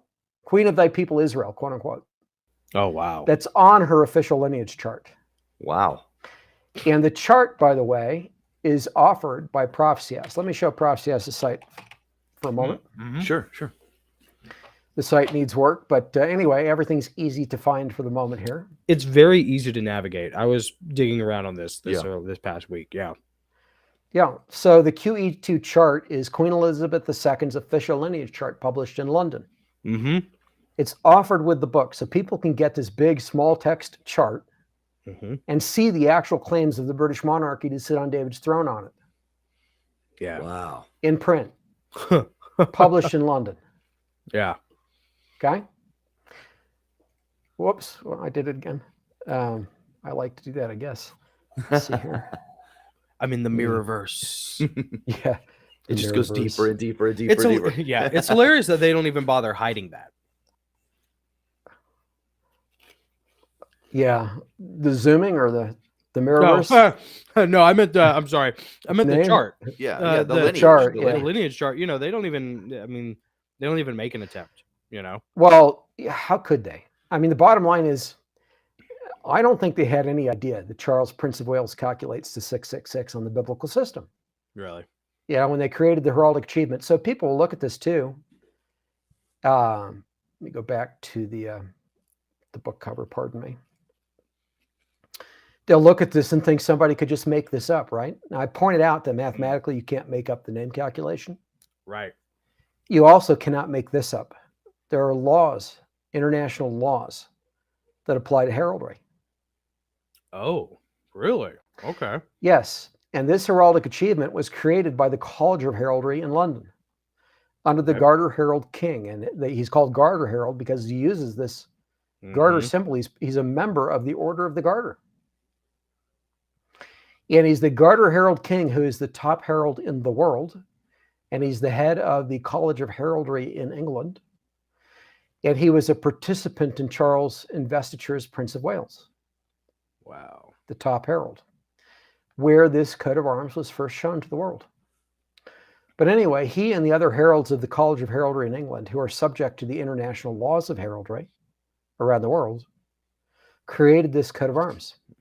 And they did it by taking some of the symbols of Queen Elizabeth II's heraldic achievement as queen, some of the symbols of Prince Philip's heraldic achievement as prince, Mhm. and combining them like you'd commit, like you'd take the sperm and the egg and make a unique human being. Yeah. And then by adding unique symbols for Charles, like the red dragon here, like the badge of the Black Prince, like the shield of Wales. Yeah. Okay, like the eldest son label. It's all very methodical and specific. All of it's very, very intentional. Even the placement of the limbs is intentional. Of course, I cover all this in the book. Yeah. Even the length of the tails means something. Every detail that you're looking at has a meaning. Yeah. And I go into all of it in the book as an expert on heraldry, which I became to do this Yeah. book. So you'll notice the lion's paw here is pawing the harp. Mm-hmm. The harp represents Ireland. What was happening in 1969 between England and Ireland? Oh, right. Yeah. The Troubles. The troubles, yeah. Correct. And that's Yeah. what they're symbolizing right here. Wow. But also this harp represents King David's harp. Yep. They There it took is. it from the harp carried away from the Second Temple, ostensibly, on the Arch of Titus, the design there. Mhm. It's supposedly the Davidic harp. So Ireland adopted it as their national symbol. So another claim to descent from King David, if you will, Wow. intimated. Every detail has meaning.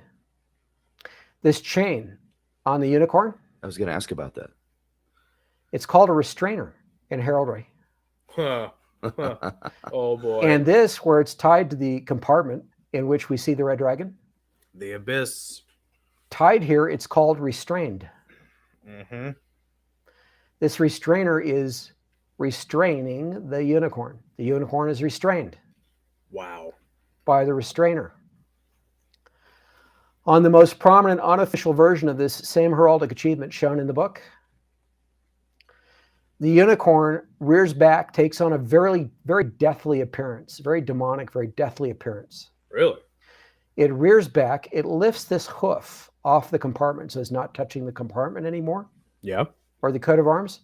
The red dragon touches the compartment here. In other words, the red dragon, which isn't touching anything here Mm-hmm. on the official version, is touching the compartment.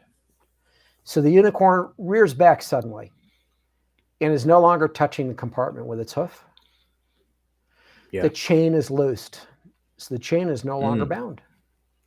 The unicorn is loosed. It's not restrained.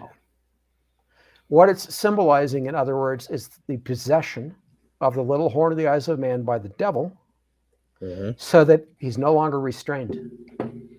The son of perdition no longer being restrained, 2 Thessalonians 2. Will that unofficial version that you're referring to become the official version at some point? Is Coronation this year, maybe? So I said this was mystical, metaphorical artwork, right? It's occult. It's meant to represent something living spiritually. Yes. Yeah. This overall corporate beast, if you will, so far as the occultists are concerned, is a living entity in the spiritual realm. Yeah. It's also a prophetic one. Mhm. They put the sovereign helm here from the beginning because they expected Charles to become king Yeah. and to be over a global government. Yeah. They did the other stuff on the unofficial heraldic achievement, and maybe they produced it. I'm assuming they did, even though it's not the one that was shared in 1969 with the world initially. The changes that were made are prophesying the future, and that's the point I'm making. I see. Okay. Gotcha. They are So they're- telling us the spiritual state at the start of the Great Tribulation, Yeah. Yeah. Gotcha. Man, that's where the awesome devil possesses the little horn of the eyes of man, stuff. Yeah. and he's no longer restrained as the son of perdition, as the son of destruction. Wow. 2 Thessalonians 2 being fulfilled. Mm-hmm. It's going to be fulfilled. It isn't yet. So you'll notice the color of this unicorn. It looks pale or ashen, right? Mm-hmm. And again, folks, anyone tuning in now, go back and listen to this whole thing, but you can get this book. You can order it right now. And this is the cover of the first edition, but you can actually order the second edition right from Prophecy House. In the very near future, these prices are going up because the publishing costs have increased. Yeah. It's now in the printing stage, printing phase. Mm-hmm. It'll ship soon. Get it now and you'll save a few dollars, but this is the time to get it. Oh, pardon me, didn't mean to show that, but people can see how I do my camera. All right. Yeah, my own little magic behind the scenes. All right. That's right. Yeah. So Behind here we the go. The scenes unicorn stuff. behind the scenes. Yep. Pulled the curtain away for a moment. So the unicorn here looks gray or ashen, right? Yeah. This is the CMYK coloration, cyan, magenta, yellow, and K for key or black. The color that you would normally see used for printing the cover of a book. Yeah. Or some of the older magazines, for example, in offset or lithographic printing. And it's not as broad a color spectrum as RGB, like we see on our color display here, red, green, blue, or even some of the newer, broader still spectrums. Yeah. Like RGB might be used for a magazine cover. Okay. What I'm saying is this is the wrong color for the unicorn, the little horn of the eyes of man. It's what you'll see on the printed book.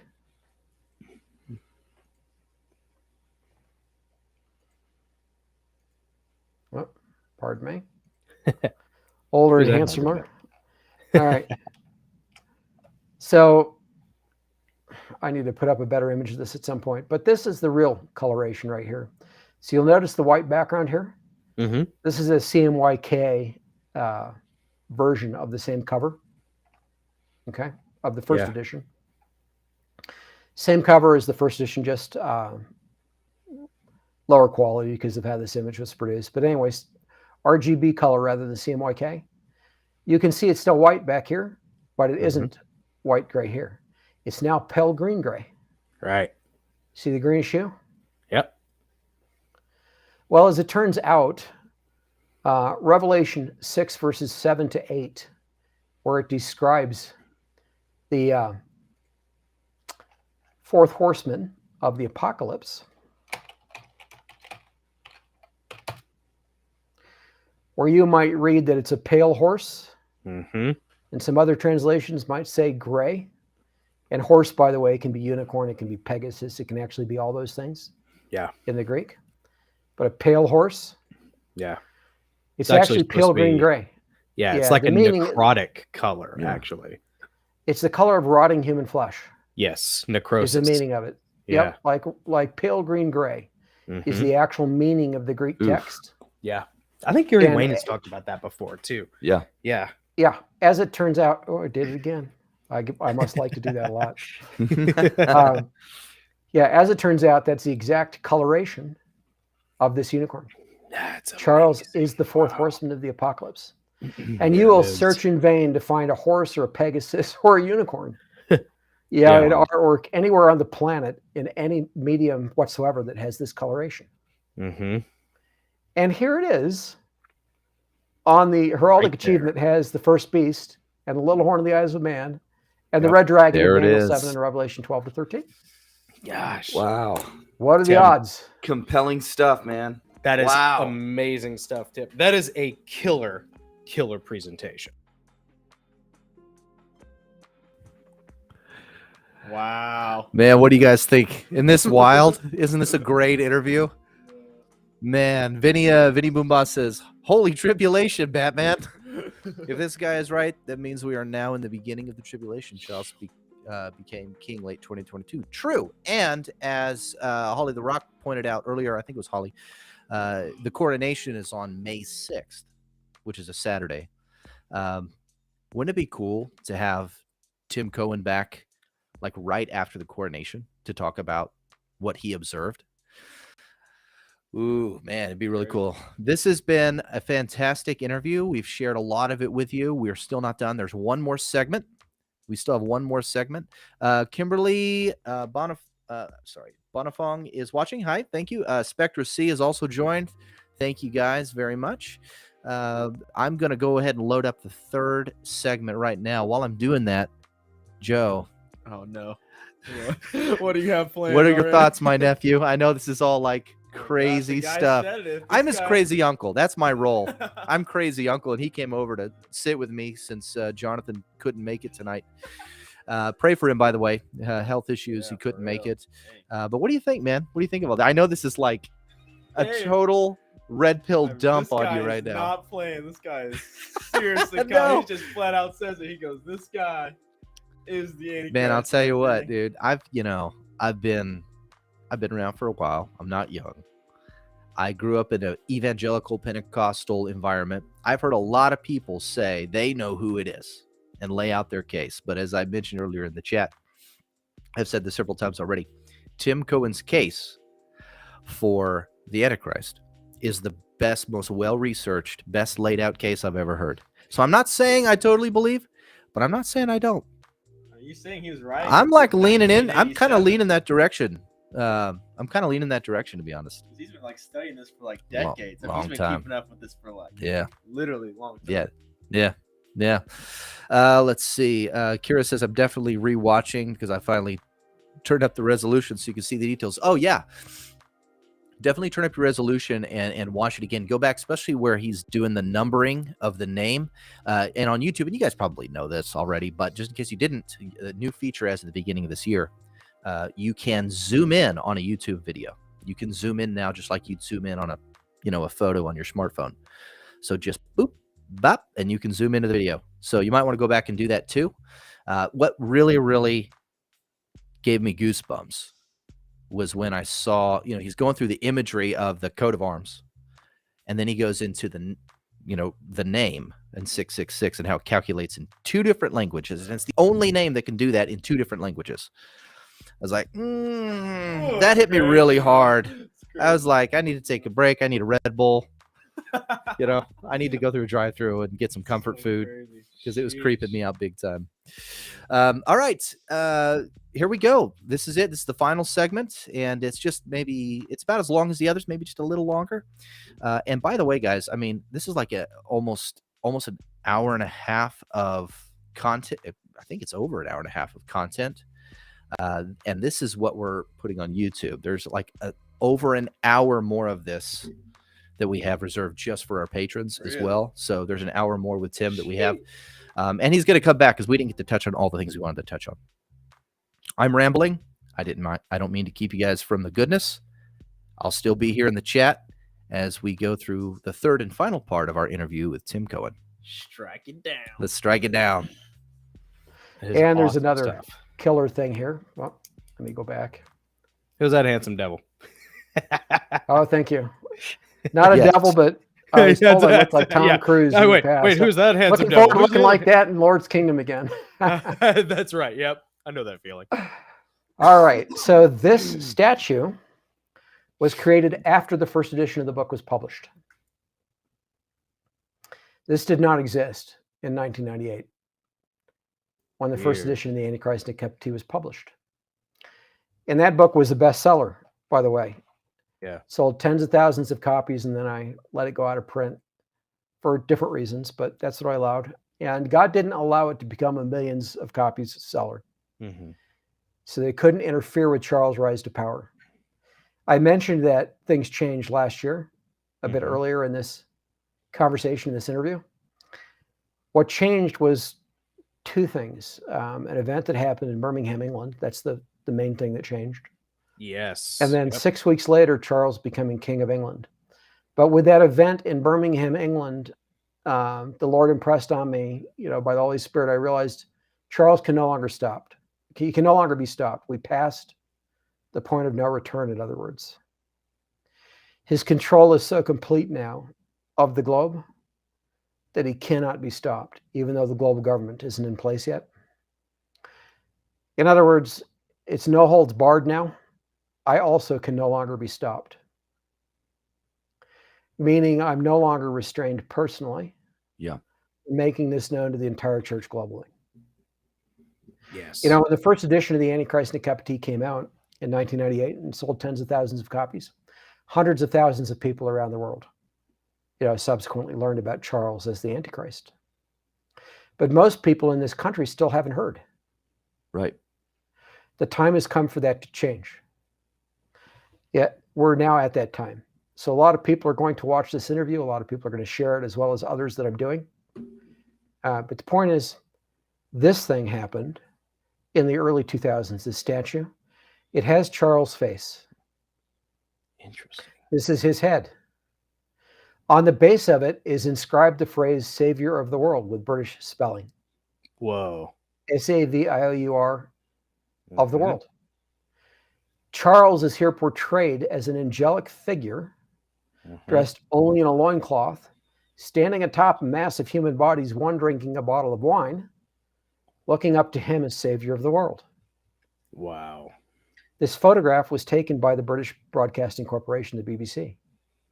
They published it in the early 2000s. It was commissioned by the state government of Tocantins in central Brazil on the outskirts of a rainforest there to hail Charles as the environmental savior of the world. And this statue was presented to Charles in person. This is the miniature version. There's a full-size version of this statue in a crate somewhere that is ostensibly 10 cubits in height, meaning the same height as the cherubim statues that went on either side of the Ark of the Covenant in the Second Temple. I've heard you mention this on other interviews, but I have not actually seen it. And seeing it now is it's so much it gives more me intense. goosebumps looking at it. It does, yeah. That is horrifying, Tim. In Daniel 9:27, and I go into the details of this in the Antichrist and Captivity, in the second edition, this specific statue is what's described as the idol in Daniel 9:27. Okay. It's actually describing an angelic figure with outspread wings, dressed only in a loincloth. in the root words of Daniel 9:27. Mm.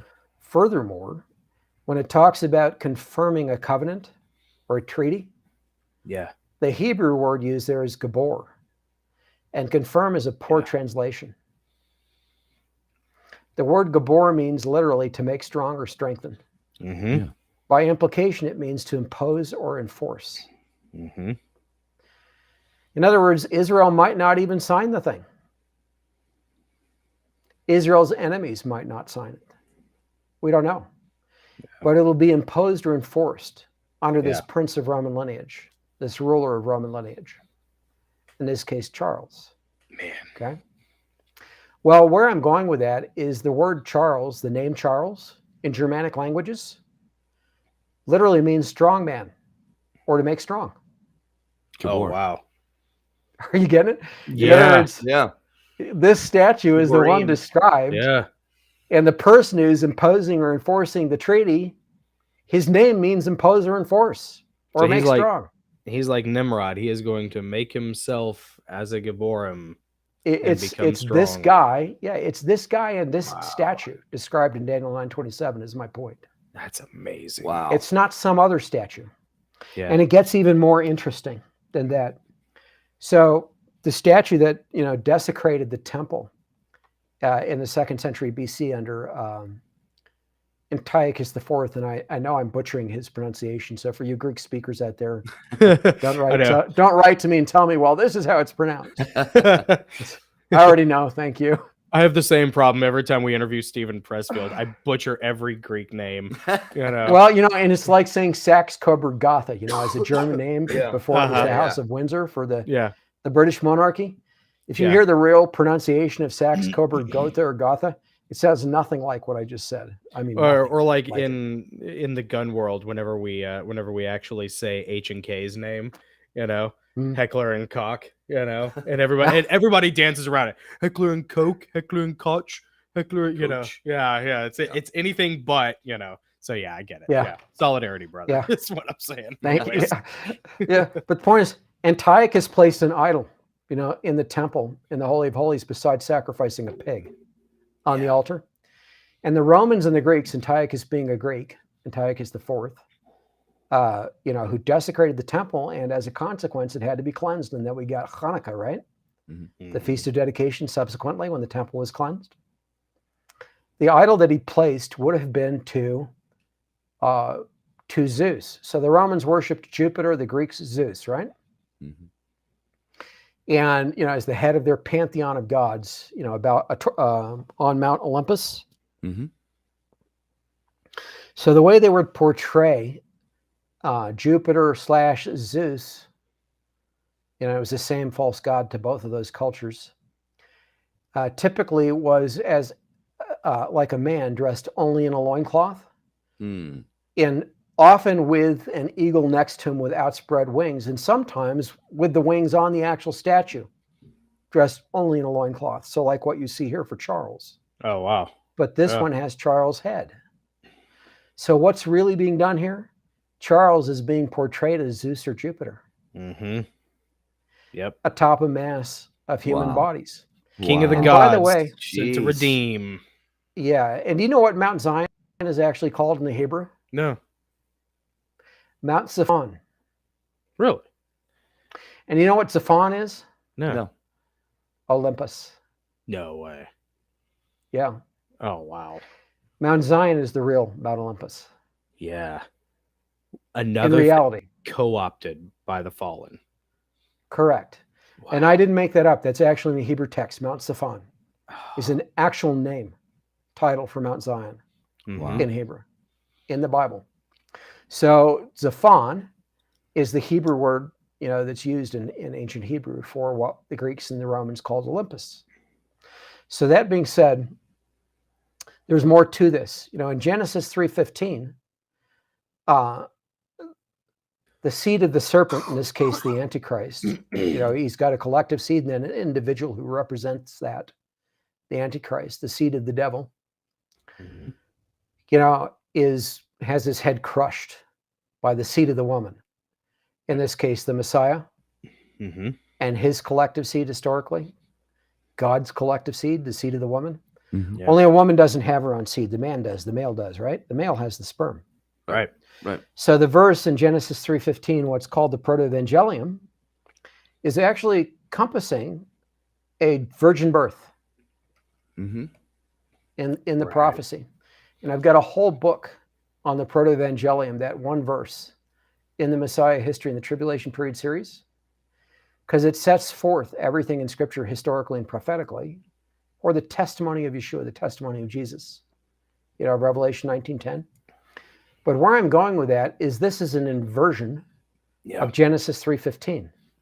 Mhm. In Genesis 3:15, it's the Messiah who crushes the head of God's adversaries, starting with the Antichrist. Yep. Here you have the Antichrist, Seed of the who's serpent. possessed by the devil. Yeah. Yep. Who's possessed by the devil, representing Jupiter or Zeus, if you will, atop the heads. Yep. Okay. Crushing the seed of man. Yeah. So this is the actual idol. You're looking at it. That is to be the desolation that causes abomination. This is the idol that is going to be placed atop the Temple Mount in the Holy of Holies years from now. Tim, The that is full-size amazing. version of it. The version that's 10 cubits in height. Yep. Now, people will argue about the measure of a cubit, going between, typically 12, 13, 14 inches, or 17, or 18, or 19. Typically, sometimes 16 or 17. There's a whole variety of measures proposed, but there are three that are particular foci, if you will, focus points for that measurement. By one of those three, and I go into the details on this in the book, in the Antichrist and Cup of Tea, that full-size version of this statue is 10 cubits in height. Now, biblically, like I said, the two cherubim statues, the two angelic statues placed on either side of the Ark of the Covenant. So not the two little ones atop the lid that was on the Ark of the Covenant, not those. Right. The two 10-cubit high statues that were placed on either side of the Ark. And you can look this up in the Old Testament for those who are unfamiliar with their existence. They were each 10 cubits in height. Just look up 10 cubits. Just search that in the Old Testament. You'll find it. Cubits. Mm-hmm. At any rate, what it means is in the newly constructed holy place that'll be built in the future, not too long from now, when Israel restarts sacrifice and offering and so forth, the same place that the two witnesses, will be testifying outside of, the same place that'll be measured off there early in Revelation chapter 11, that place, this statue is going to be in it, the full-size version. So here's my point, and I point this out in the book. And by the way, folks, you might think I'm going into an awful lot of stuff in this interview, right? It's awesome. And I am. But let me just say there's a whole lot more in the book. Yeah. So there, you might think you're getting an awful lot, but there is a lot more, including more evidence in the book. So you want to get the book. That said, I mean, I could talk for 2 weeks on just what's in the book, literally. Yeah. We would 2 weeks love straight. to. We got to get you back. Don't tempt us, Tim. We got to get you back. So, and that's one of about 40 books I have coming. So you do want to get the book. At any rate, here's where I'm going with this. 2 Thessalonians chapter 2. Let's look at the verse for a moment. I love to do that. So, I Quit I trying do to and I open a don't, I portal, just- Tim. Come on. Yeah, thank you. Yeah, maybe that's the point. Yeah, maybe that's supposed to tell me something here. All right. So, Thank you. 2 Thessalonians 2. We get this son of perdition who is no longer restrained at some point. We talked about the restrainer, right? Yeah. Yeah, here in verses 6 to 7. But prior to that, in connection with that, it says that this son of perdition who opposes and exalts himself above all that is called God or that is worshipped. Well, we know the devil wants to do that, right? He wants to set his own throne above the stars of God. Mm-hmm. As we read, for example, in Ezekiel and Isaiah in the Old Testament. Yes. Lucifer wanted to do that, the day star. Yeah. Okay. So the devil wants to do that, but now he's going to possess the Antichrist as the son of perdition. Mm-hmm. So it tells us he's going to sit as God, like he were the God of the creation, as if he were, Mm-hmm. in the temple of God, obviously on the Temple Mount. showing himself that he is God. So how does he sit, or be placed, stand, or sit or rest, in the temple of God, in that place, like the Holy of Holies? I don't know. And then look at that and show himself that he is God. don't Observe know. himself there, in other words. Media, TV. If you were to interpret this that way. Well, think about that. So he'll be possessing Charles as the foretold Antichrist when this verse is fulfilled. Mm-hmm. When this passage, when the time comes for it to be fulfilled, the Great Tribulation will begin at the same time. It's at that same point that Charles, as the foretold Antichrist, will finally be possessed by the devil. So, folks, when you look at him now and you look at his personality, and even though you might think he's this buffoon and be totally, actually even now disconnected from reality on who Charles is, Yeah. because the truth is you're ignorant. You've been listening to fake news media and so forth all your Yeah. lives. Guilty. Yeah. Where Charles is concerned. Mm-hmm. Even though you think that about him now, even though he's the number one globalist in the world now, demonstrably, provably, objectively, as shown in the book, documented in the book. Yeah, as proven by you. Yeah. Yeah, we'll come back to some further examples on that in this interview. But even though that's the case, it's important to recognize that when he is possessed by the devil, his personality will change. Yeah. You might expect the evil ogre type right now. Why should you? Think about that. Why should you? Yeah. He's not yet possessed by the devil. So moving on, when he is possessed by the devil, and that statue that we see, this one, Mm-hmm. the full-size version, is in the Holy of Holies, this newly constructed holy place, as they're building some new temple. However far along it is at that point in time. When Charles is possessed by the devil and he's looking at that idol with his face on the Temple Mount, what will the devil be doing? I don't know. He'll be sitting as God. The idol will be there, with his face. Okay. Now, wearing Charles' face, the same one the devil's wearing. Sitting there on the Temple Mount, looking at that idol, Yeah. showing himself that he is God, as Zeus or Jupiter, right? Mm-hmm. The head of the so-called pantheon of quote-unquote gods. Back on Olympus. The head of the fallen angelic host, if you will, Mm-hmm. who are not gods, but they're pretenders. Mm-hmm. So, as the head of that, showing himself that he's the God of Israel, inverting Genesis 3:15. Mm-hmm. Yeah. Okay, so that's my point. The idol that will be on the Temple Mount will have his face. Yeah. Yep. And he will be representing there. him as the head of the pantheon of false gods Yep. to the world.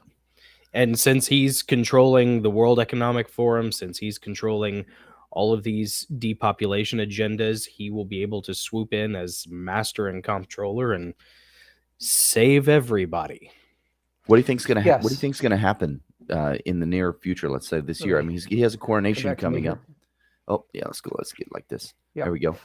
So what do you think's coming up for us this year in regards to Charles?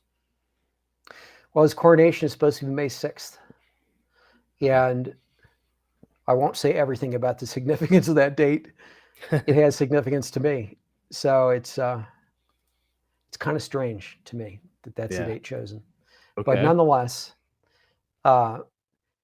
assuming that it transpires, it's supposed to have roughly 2,000 people. His mother had 8,000.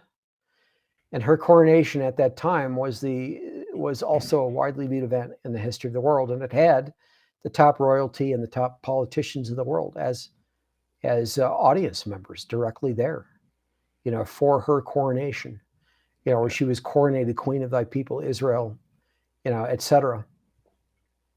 Charles wants a quarter of that number, roughly 2,000 people, is what he stated. Okay. Regardless of what happens in relation to the coronation, whether it goes forth as expected or not. He's already king of England, and as king, he ostensibly has at his disposal the greatest mass of wealth in existence on the world, in this world. So people talk about Bezos or Musk, right? or Bill Gates or the combination of them and think they're the wealthiest individuals in the world. The modern mass media have looked at the crown, the wealth of the crown, the British monarchy, and pegged it, over the decades as between 11 and 44 billion, roughly. The upper end of that, about 44 billion right now, is what they would say. Is that the real wealth? No, it's not. So all those nations that acknowledge the British monarchy as their monarchy, and there are 56 nations in the British Commonwealth currently, 72 nations and territories, roughly a third of the world's population. At this point, up to a third, between a quarter and a third, roughly a third is the claim. There are over a dozen of those nations that actually have the British monarchy as their monarchy, including, for example, Australia, New Zealand, Canada. Yep. Right? Well, what that means is that their land actually belongs to the crown. Yeah. Like the whole nation. Yep. Wow. All their land mass, all their physical resources. Technically, the populaces of those nations are just leasing those things from the crown. Now, whether the crown could ever avail itself of all that, I highly doubt it. But technically, it would mean that the crown has tens of trillions of dollars with a T. Yeah. As its actual wealth. Absolutely. Yeah. And that would dwarf all the wealthy people in the world combined exponentially. Yeah. All that is under Charles. More practically, perhaps, he's now immune from prosecution for any crime. Wow. As King of England. Yeah. Globally immune from prosecution. But certainly throughout the British Commonwealth. Yeah. So there are other things, and I go into detail on all of those in a chapter dedicated to just what's changed with him as king in the second edition of the books. There's an actual chapter dedicated to that. Now, I said something changed 6 weeks prior to him becoming king when his mother died. And this was a change I felt in the Holy Spirit. And there have been two other times when I felt an actual change in the Holy Spirit as a believer. Well, the first wasn't really a change. The first was when I prayed to receive the Lord in November of 1986. Awesome. And I physically felt the Holy Spirit enter me. Yeah. Never heard another person say that, Christian or otherwise. I've never heard anybody give a testimony like that. Yeah. And I've said, when I talk about this on the air, there might be others who would say the same thing, but I've never heard a person in writing or verbally say they've felt that or experienced that. But that was my experience. Then in 2008, with the Democratic National Convention, I felt a change in the Holy Spirit. And that relates to the other horsemen of the apocalypse, by the way, the first and the third, but particularly the first. And I said, I've got another book coming that identifies those other horsemen. So the second horseman, the fiery red rider, fiery red horse's rider, and that red horse I identify in my book, North Korea, Iran, and the Coming World War, Behold a Red Horse. And I'll come back to that and show that in a minute. But that book is available. It's been published since 2018. 2018 is when it went to press. Been actually available to people since then.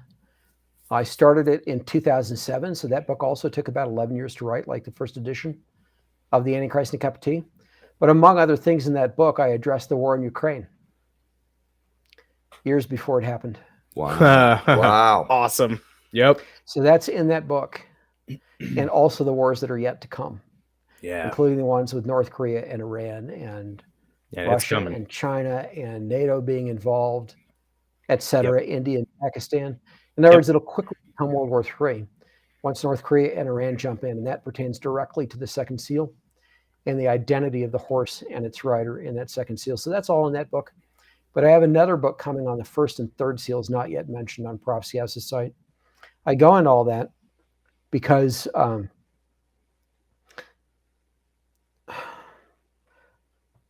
when we talk about the imagery and Charles and the power he wields now and his wealth and what changes with him as king and all of that, in connection with none of that have I felt a change in the Holy Spirit like I did when I received the Lord initially, when I was born again, filled with the Holy Spirit, and like I did in 2008. And then the next thing happened this year at the event on July 28th in Birmingham, England, was something Charles did. The Commonwealth Games. Yeah, the 2022, 22nd also, Commonwealth Games in Birmingham, England, where he oversaw the worship of a giant Molech bull. The bull. I had it written down. 10 meters high.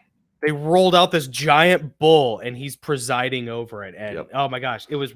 Yep, I had it right. Yeah, there. full-fledged, Stop reading multiple my mind. Luciferian ceremonies where they're worshiping the devil and this bull.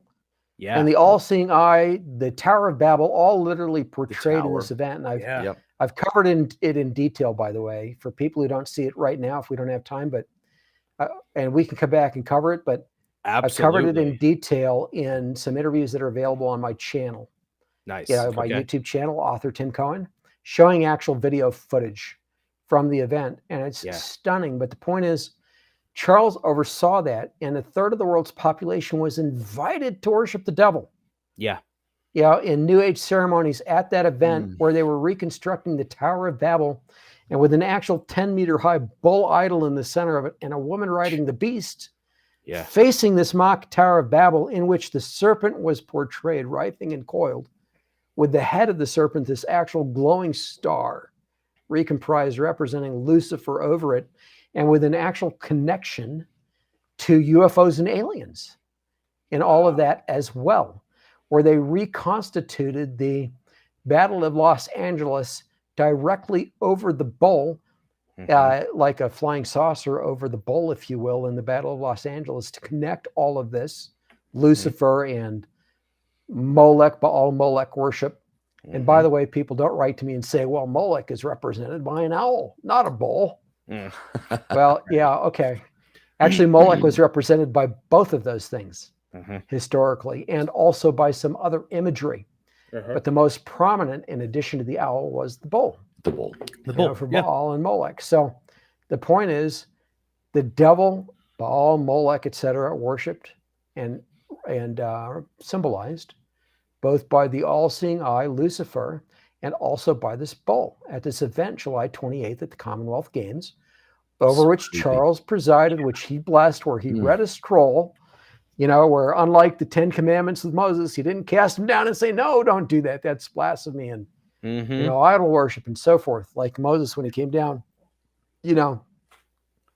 off Mount Sinai with the initial tablet, written by the finger of God. Moses threw it down. God was going to destroy the whole nation of Israel, and Moses interceded to prevent that. Exodus 32. Folks, if you're going to write to me and say God never changes his mind, well, you need to be a little more familiar with Scripture. Please go read it. Exodus chapter 32. Yeah. Because God intended to literally annihilate the nation of Israel and make a new nation from Moses' loins. Yeah. And Moses interceded to the point where he said, kill me if you're going to do that to Israel. Yeah. Yeah. And God relented. He changed his mind. But the point is, God was furious with Israel. Moses was furious with Israel, even though he interceded on Israel's behalf. God wrote the 10 Commandments, right?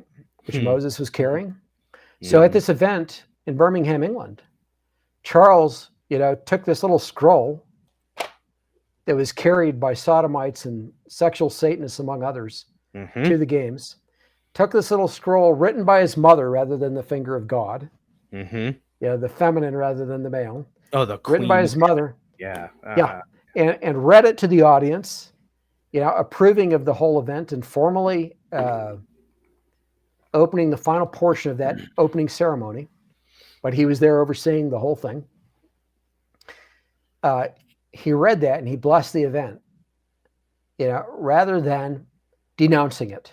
Yeah. The exact opposite of Moses. And of course, as the Antichrist, he's also counterfeit of Moses, Moses being a type of Christ, right? Right. So he's the anti-Moses also, if you will. Yeah. Not just the Antichrist. That makes sense. So right after those events, something else happened. You familiar with COP27 and what happened at Sharm el-Sheikh in Egypt? No. Okay. So I haven't talked about the global climate stuff in all of this. I haven't even talked really about Charles' power base and how he's running the world behind the scenes. We have talked about the hard evidence that identifies him as the Antichrist, right? And there's more in the book, but we talked about the key stuff, meaning the imagery of the first beast, the name calculation on the biblical system, not a contrived system, the imagery of the little horn of the human eyes, the idol, the statue that's to be placed on the Temple Mount, all of that, right? Okay. Yeah. Well, folks, there's more. And so all of the climate agenda in the world today, literally all of it, traces to the British monarchy. Yeah. So the modern environmental movement goes back to the British Fauna and Flora Protection Society of the 1800s, out of which came, in no particular order, the International Union for the Conservation of Nature, the World Resources Institute, the World Wildlife Fund, and then World Wildlife Funds, the various branches around the world of it. All of that traces to the British monarchy and the British Fauna and Flora Protection Society of the 1800s. Prince Philip was over much of that prior to Charles. Then with Charles' investiture in July 1969, he quickly was over all of it. And Philip continued to be heavily involved until his death. But ultimately, even before Philip died, it was Charles over nearly all of it. And now Charles is over all of it. So the Rio Earth Summit of the 1990s, early 90s, which was the first instance in the world where there was a greenhouse gases treaty, if you will, to tackle so-called global warming and to set the trend to one day bring in this taxation mechanism to allow funding, by stealth, if you will, by deception of a global government. Okay? The Rio Earth Summit. Out of that came an actual agreement. The first, it's the Rio Earth Summit agreement or treaty. Al Gore and global leaders credited Charles specifically and explicitly for the success of the Rio Earth Summit.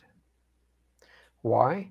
Because he personally officiated aboard the Royal Yacht Britannia at meetings that he personally initiated between global leadership prior to the Rio Earth Summit, right before it, to referee and hash out the issues that were to be addressed at the summit to ensure it would be a success. Al Gore was there aboard the Royal Yacht Britannia with Charles. The president of Brazil was there at the time. Other major world leaders were there, all under Charles' auspices before the summit. And so the summit was then a success, and Charles was personally credited for that. Well, that's the reason they then gave him the statue hailing him as the environmental savior of the world. Yeah. So the next thing that happened was the Kyoto Protocol in Japan, to which the United States would not sign on under Bush and so forth. Much of the world signed on to it, but the U.S. wouldn't.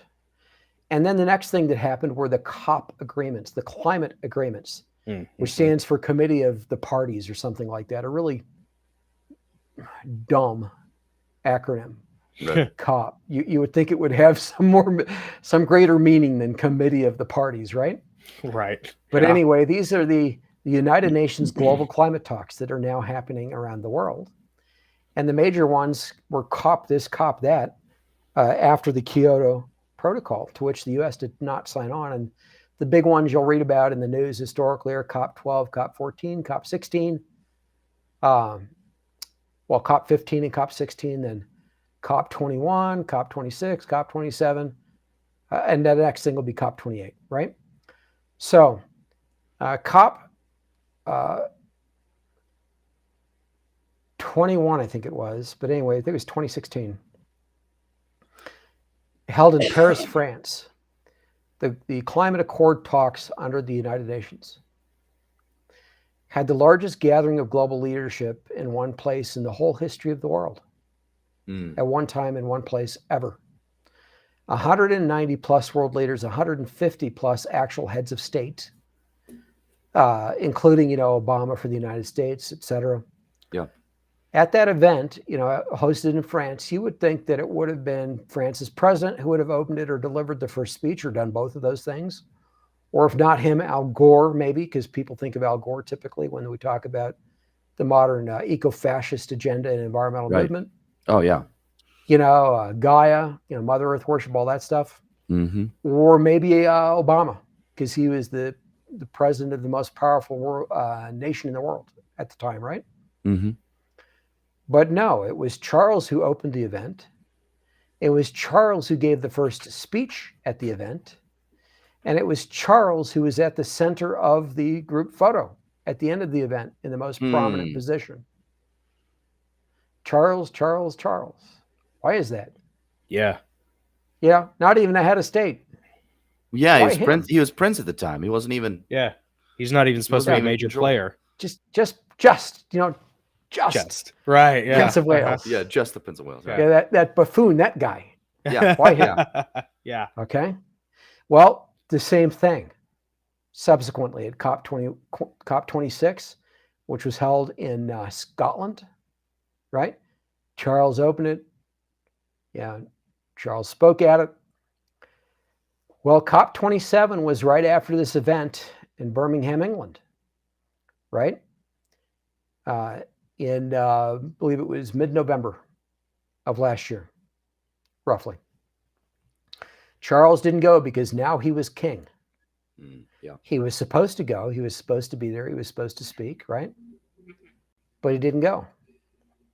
So did he play a role? And what happened over the event? The event was held in Sharm el-Sheikh, a resort, a sea resort basically in Egypt. And overlooking it is what the Egyptians and much of the world have called Mount Sinai, but not the real Mount Sinai. The real one is in Saudi Arabia. Okay. But anyway, they're still calling it Mount Sinai. So lots of ignorant people still think that's Mount Sinai or accept it as such. Right. So that was overlooking Sharm el-Sheikh, where COP27 was held, which Charles didn't attend, mid-November. So, right, he wasn't involved, right? What did he have to do with it? We might wonder. Okay. Well, it turns out he held a meeting of about 200 of the participants in London on November 4th. Days before the event. Really? To do what? To referee things, to hash out things, to make things were going to go as planned. The real meeting. And in addition to them, 50 plus of the individuals, in addition to them, 50 plus of the individuals who were involved in the thing that happened on Mount Sinai, overlooking COP27. So do you know what happened on Mount Sinai? No. And by the way, these meetings were in London on November 4th under Charles. Of course they were. So what happened at COP27 and on Mount Sinai, the so-called Mount Sinai? Well, the Vatican signed on, after I think it was COP15, but the Vatican signed on to this agenda under Charles. This radical environmental movement, so the Pope and the Vatican are all part of this too.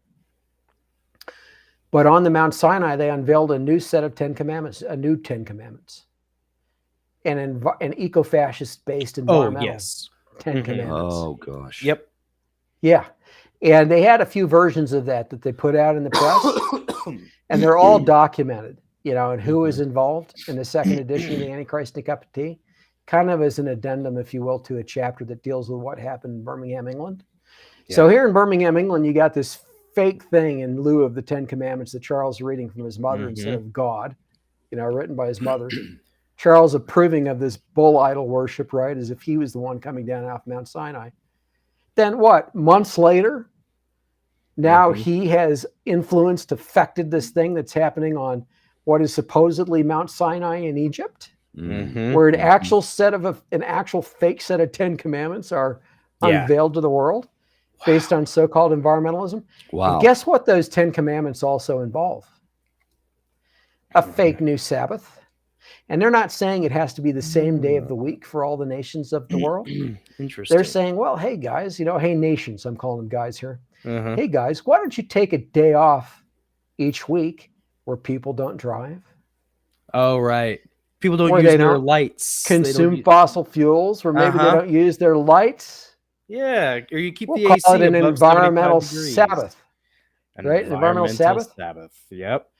Yeah, and what are we hearing about in the United Kingdom right after that and around that? Climate lockdowns. Yep. Well, of course. Where there are counties now where they actually are intending to enforce that people can't drive one day a week.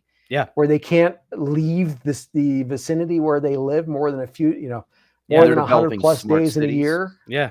Where they're going to actually impose this on supposedly free people. Yep. All in the name of eco-fascism under Charles and this false set of 10 commandments and this fake new Sabbath, all of that under Charles. Yeah. Well, You know, with the Moloch bull idol worship, the new Tower of Babel being constructed under him, etc. yeah. And by the way, you asked me about the 10 toes on the statue, right? Yeah. Okay. What's at the top Golden of that head. statue in Daniel chapter 2? Golden head. Representing? Nebuchadnezzar. Babylon. the Babylon. Babylonian Empire. Yeah. Yeah, the Babylonian Empire, Nebuchadnezzar, he's that gold head. Yeah. The empire is that gold head, right? Mhm. And when you get to the 10 toes, you're dealing with the east-west division of the Roman Empire that's now morphed into this power of these 10 toes, which are these 10 kings who are to be under the Antichrist, 3 of the 10 being uprooted, plucked up by the roots. And I never did finish this point earlier, so let me return to it for a moment. There are people who think that they go away, 3 of the 10, the 3 that are uprooted, right? So that the Antichrist becomes the 8th among 10, the 8th among 7, I mean to say. And they think 3 of the 10 go away, and now instead of being the 11th among 10, he's suddenly only the 8th among 7. And so there are only 7 rulers under him at that point. That's what many people tend to think. The problem is that in Revelation, in the final hour, you know, the hour, for example, in which Mystery Babylon gets burned, that time frame very close to Armageddon itself. So we're talking 3.5 years roughly into the Great Tribulation. In other words, at the end of the Great Tribulation, there's still 10 kings. According to Revelation, there aren't 7. Oh, yeah. Yeah. There are 10. So what that's telling us is that those 3 are uprooted, yes, but they actually come under the direct authority of the Antichrist.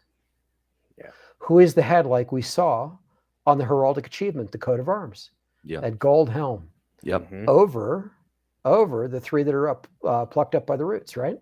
Yep. Yeah. Representing Charles.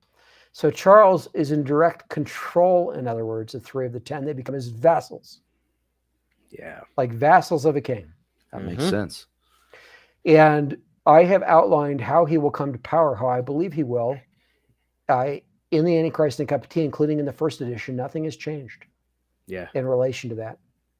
You know, so I outline how that's going to happen, I believe, in the book, and it remains to this day the likely scenario. And it is not a group of 10 kings, I repeat, not a group of 10 kings coming out of Europe. It is not, I repeat, not a group of 10 kings coming out of the Middle East. You know, like Rosenthal. Is it Joel Rosenthal? I forget. Sometimes I get his name mixed up with Rosenberg, but who's tried to popularize the idea that you get 10 kings in the Middle East, and maybe Turkey's leader arises as the Antichrist over them, kind of thing. Oh, yeah. Yeah, that's all wrong. Yeah. So what Scripture is portraying is 5 toes from the east, 5 from the west, that those 2 legs on that statue with Babylon at the top, the 2 legs at the bottom are the east-west division in the Roman Empire historically. Yeah. Right? Mm-hmm. With those 10 toes on those 2 legs, today they represent the east-west division in the world. As we think of the east-west division, that's going to be a global empire under the Antichrist, okay? Right. So you get 5 from the east, 5 from the west, as we think of the east-west division in the world today. 3 of the 10 will come under the direct authority of the Antichrist, plucked up by the roots. How does that work? Well, my scenario, and it could be something else, but I still think this is probably the right one, the most likely one, is an expansion of the United Nations Security Council to 10 permanent members from the current 5. Yep. And for decades now, they've talked about expanding the council's permanent membership. And usually they come back to an expansion to 10 permanent members. There have been a number of other suggestions, both higher and lower counts. But in general, they always manage to come back, it seems, to 10 permanent members. They've already decided who 3 of the new 10 will be. And those are Germany, Japan, and India.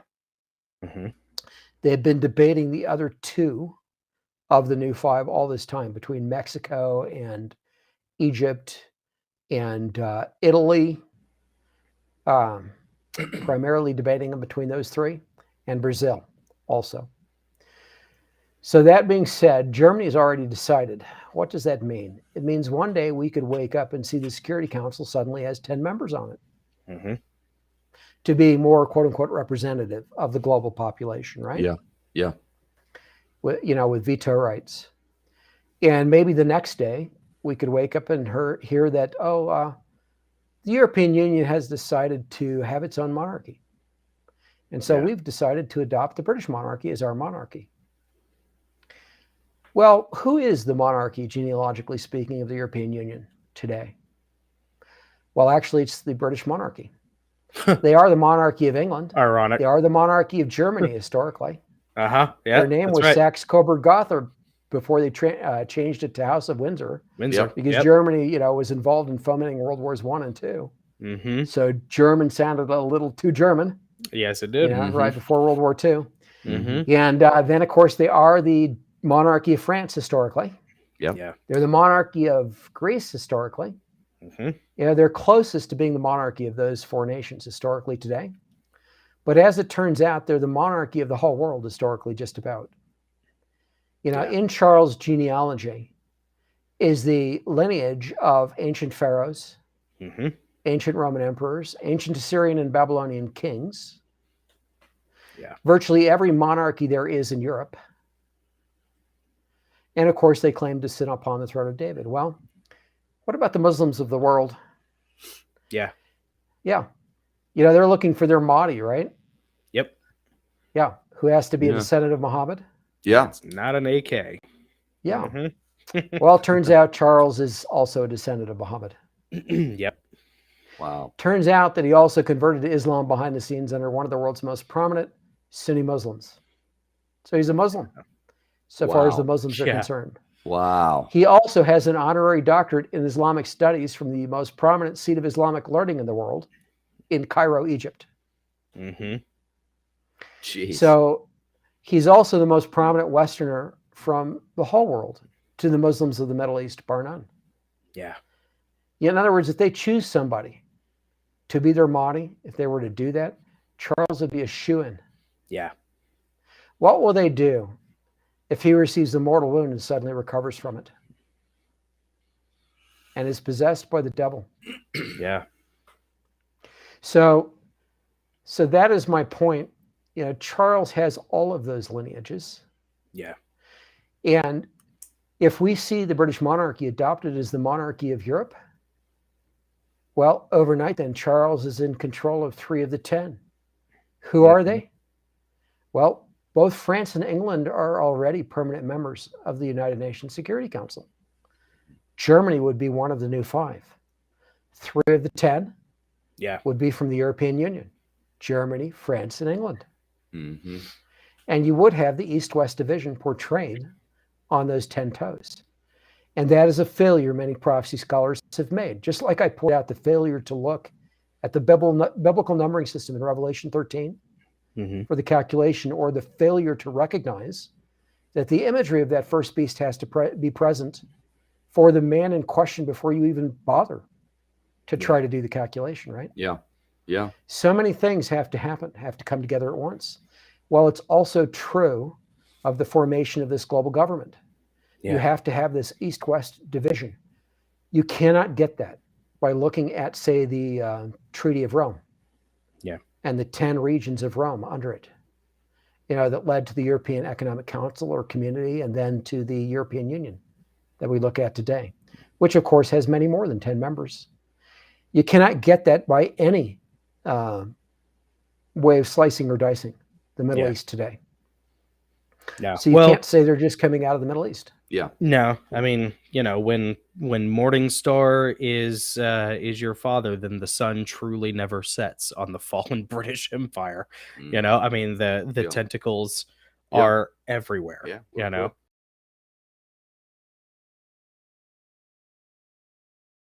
So I've got a book coming that identifies the first and third horsemen at some point. The books on the second and fourth are already out. The North Korea book is one of those. And the book on Charles, he's the fourth horseman. The Antichrist will be over the global government. And book on the Exodus coming, book on the Mark of the Beast, book on the Depopulation Agenda, which is far beyond anything anyone's heard. Gosh, I could go on and on. But I've got about 40 books, I suppose, by the time I count them up. Really? Coming within the next 2 to 3 years, So a lot of them are going to come quite quickly. And Most of them have taken more than a decade each to write. So Wow. one can be ordered now, which is the second edition of the Antichrist and the Cup of Tea. The first edition's out of print at this point. You can get this one right now, North Korea, Iran, and the Coming World War. Nice. There are dozens of other books that will be out within the next 2 to 3 years. And this year, there will be more books out besides these two. And you can order this one, North Korea, the second edition of the Antichrist and Cup of Tea. You can get that right now. You can order it. Man, your stuff is fascinating. You have a brilliant mind. You are so incredibly thorough. You're incredibly generous with your time. Well researched. Yes. Thank you. Yeah, dude, this has been Thank you. amazing. So enjoyed it. Please tell people you know to have me on and interview me. This Absolutely. is the time in history for this to go forward. And yes. and I'll just say for everyone listening, and I know you guys get it, but I am the individual who is to bring this to the church globally in the last days. I am that person. You are the Revelation voice. 13:18. And it is not only about the identity of the Antichrist, it's about so much more. Yes. And the time has come for the whole church and the whole world to hear about this. And believe me, if we can fund it, if somebody will fund it and help with this, we can win maybe hundreds of millions of people who are closed off to the gospel right now to the Lord with the real evidence on these things. Especially And at the England, same because time- it's such a dark continent. Yep. And at the same time, help the church to wake up and realize this is it. Yeah. We are now years away from the Lord's return. And yes, in fact, the church is going to go through the tribulation week, is going to go through the Great Tribulation. We already know who the Antichrist is, and I've been talking about him for decades. Yep. He's about to be possessed by the devil, and the global government is about to start very soon. Awesome. So with that, yes. that's my wrap up. Tim God bless. Cohen, Thanks for having Tim me on. Cohen. author of The Antichrist and a Cup of Tea. Thank you so much for being here. We cannot wait to have you back. We'll shoot you some dates. And man, this is a record, by the way. This is the longest we've ever had an interview. Yeah. And Longest this interview, was so much fun. Yeah. Thank you. Appreciate the All break earlier too. Yeah, praise God. Yeah, so we Have can a get nice refreshed night. and jump into it. Praise God. care. Thank you, Tim. Thank you, Tim. We'll be in touch. Yeah. All right. See you, Shalom. buddy. Bye.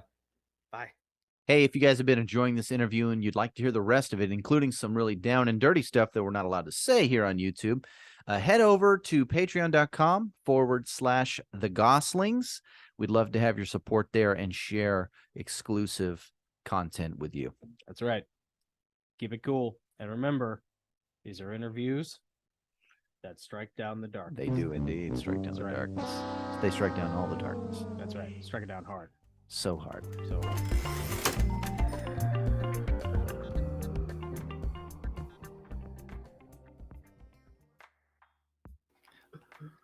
I thought I turned this. Oh, yeah, there we go. Oh, man. Did that wear you guys out? Like, man, when we interviewed Tim, it was almost 4 hours, 3 hours and 50 minutes. We almost hit the 4-hour mark. I think it was our longest interview ever. But there's still another hour that we have over on Patreon, just so you guys know. So there's even more. And we're going to have him back. We have a confirmed date for March and hopefully, again in May, hopefully after the coronation of Charles. I think it'd be really cool to talk to Tim after the coronation to see maybe, what things he picked up on. Joe, I'm going to put you on the spot. Is Charles III the Antichrist? Man, I don't know. I'm not gonna write him off. I'm not gonna say. That's good enough for me. I'm not gonna say he is or he's not. See, that's where I was, because like when I first heard the idea of all this, I just wrote him off. And then I listened to Tim's case, his presentation. I was like, wow, that is powerful. And then I listened to it another couple times. And now I'm at a place where I can't write it off. I cannot write it When off. you brought up that statue, I was like, You got to keep your eyes open, Yeah, the statue, right? That was creepy. Yeah, I'm not gonna lie. Oh. Crazy. So I'm gonna bring up the live chat on the screen here for you guys. Really appreciate everyone hanging in there. I mean, we've gone 2.5 hours tonight.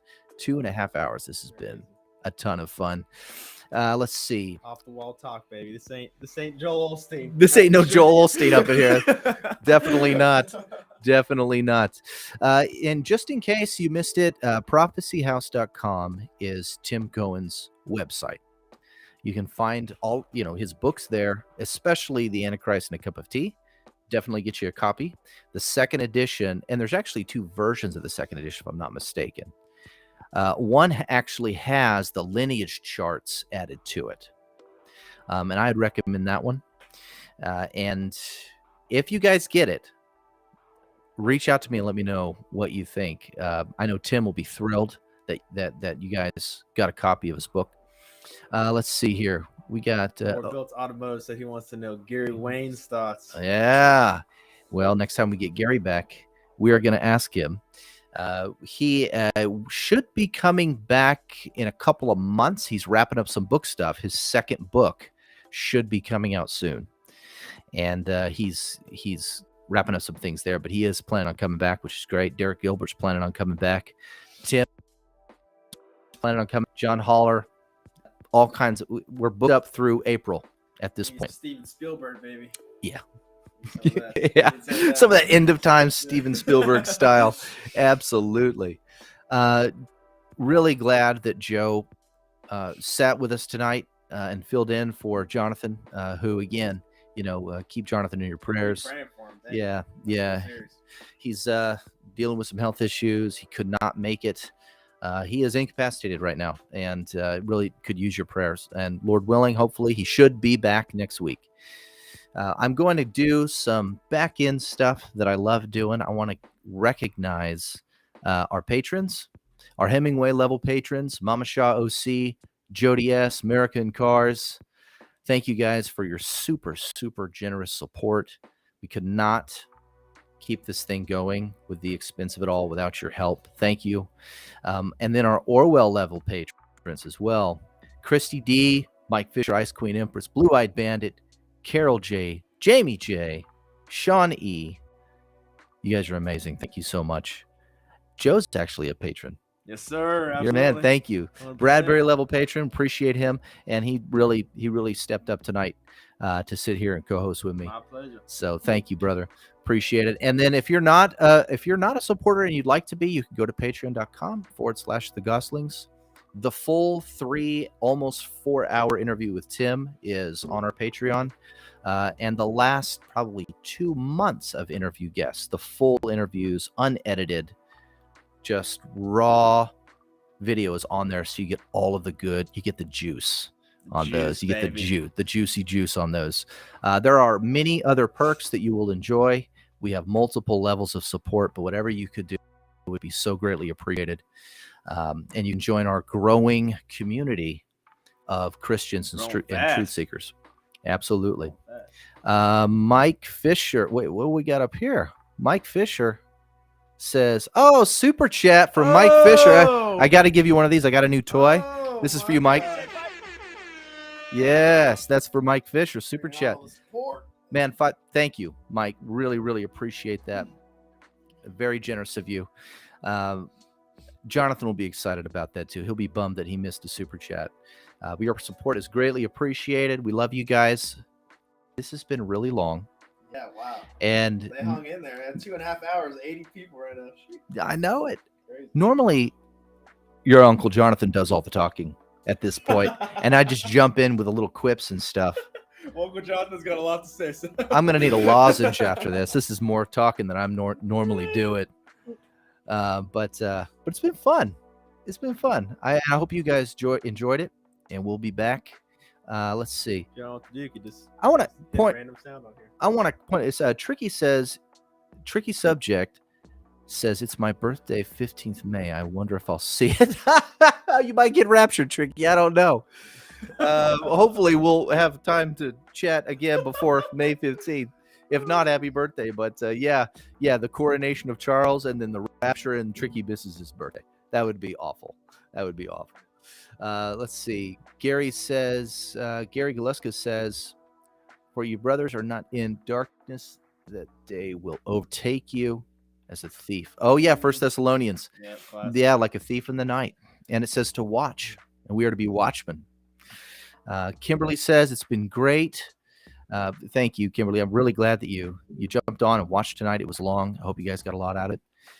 Let's see. Al Ferry says genealogy would show if he is in the tribe of Dan. Yeah, we were chatting about that.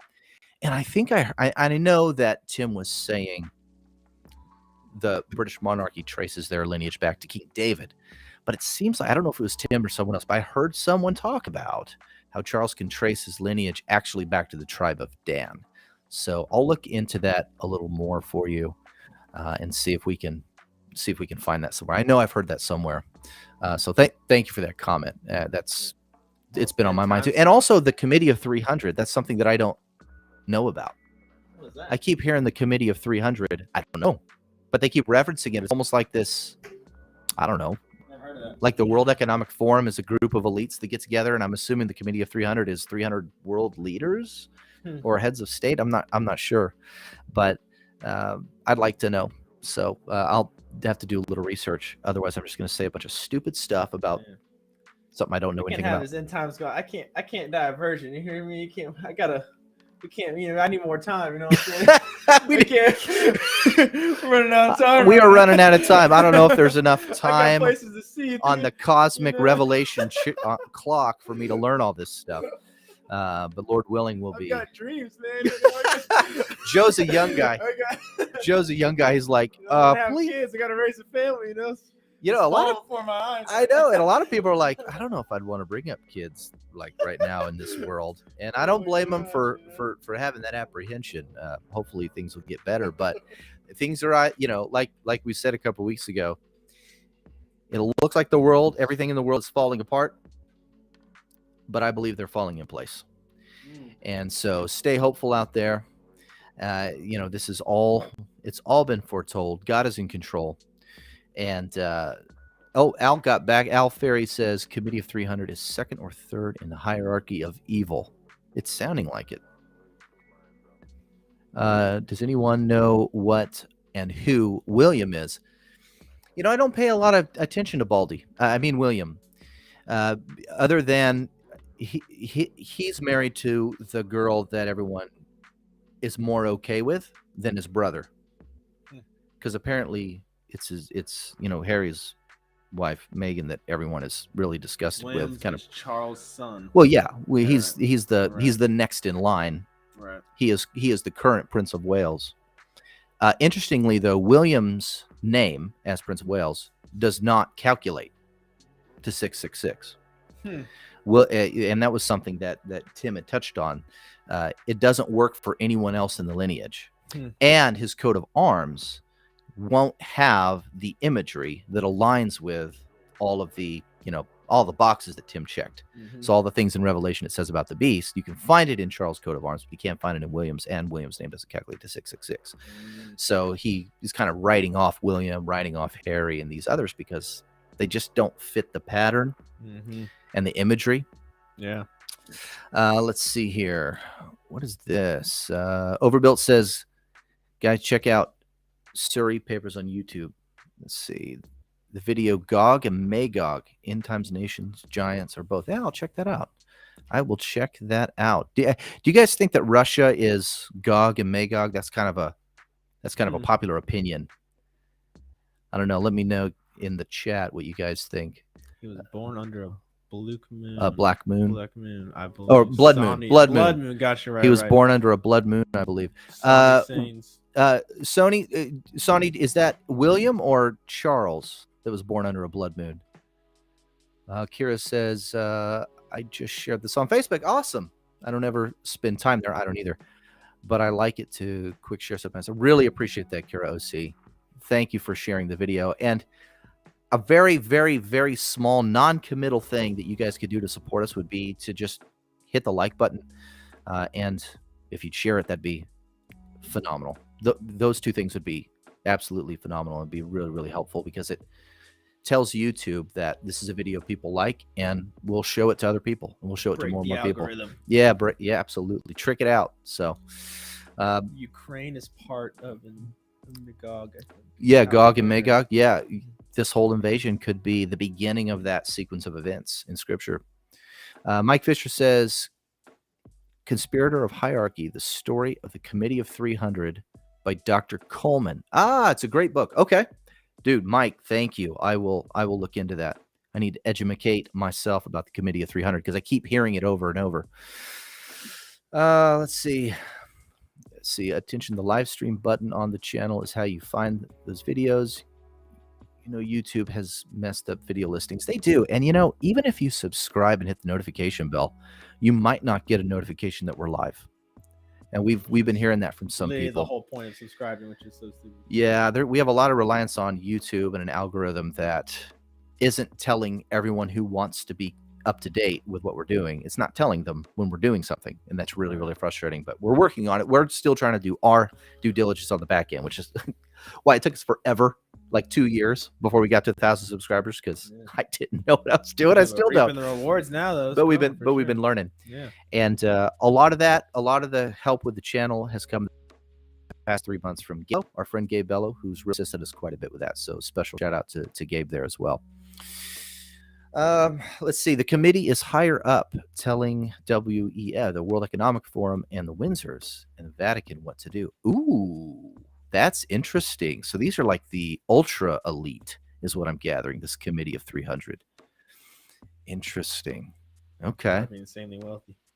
Man, crazy. Well, let's see here. I don't think we have anything else.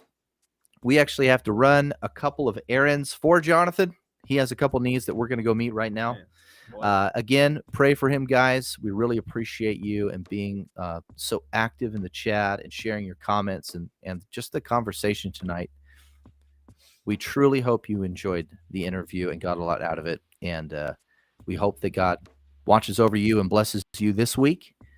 And Lord willing, we'll see you right back here next Sunday. Heck yeah. Yeah. And again, thanks to Joe for hanging with us tonight. Super fun. Absolutely. Well, without further ado, guys, go forth and strike down the darkness. Yes, sir.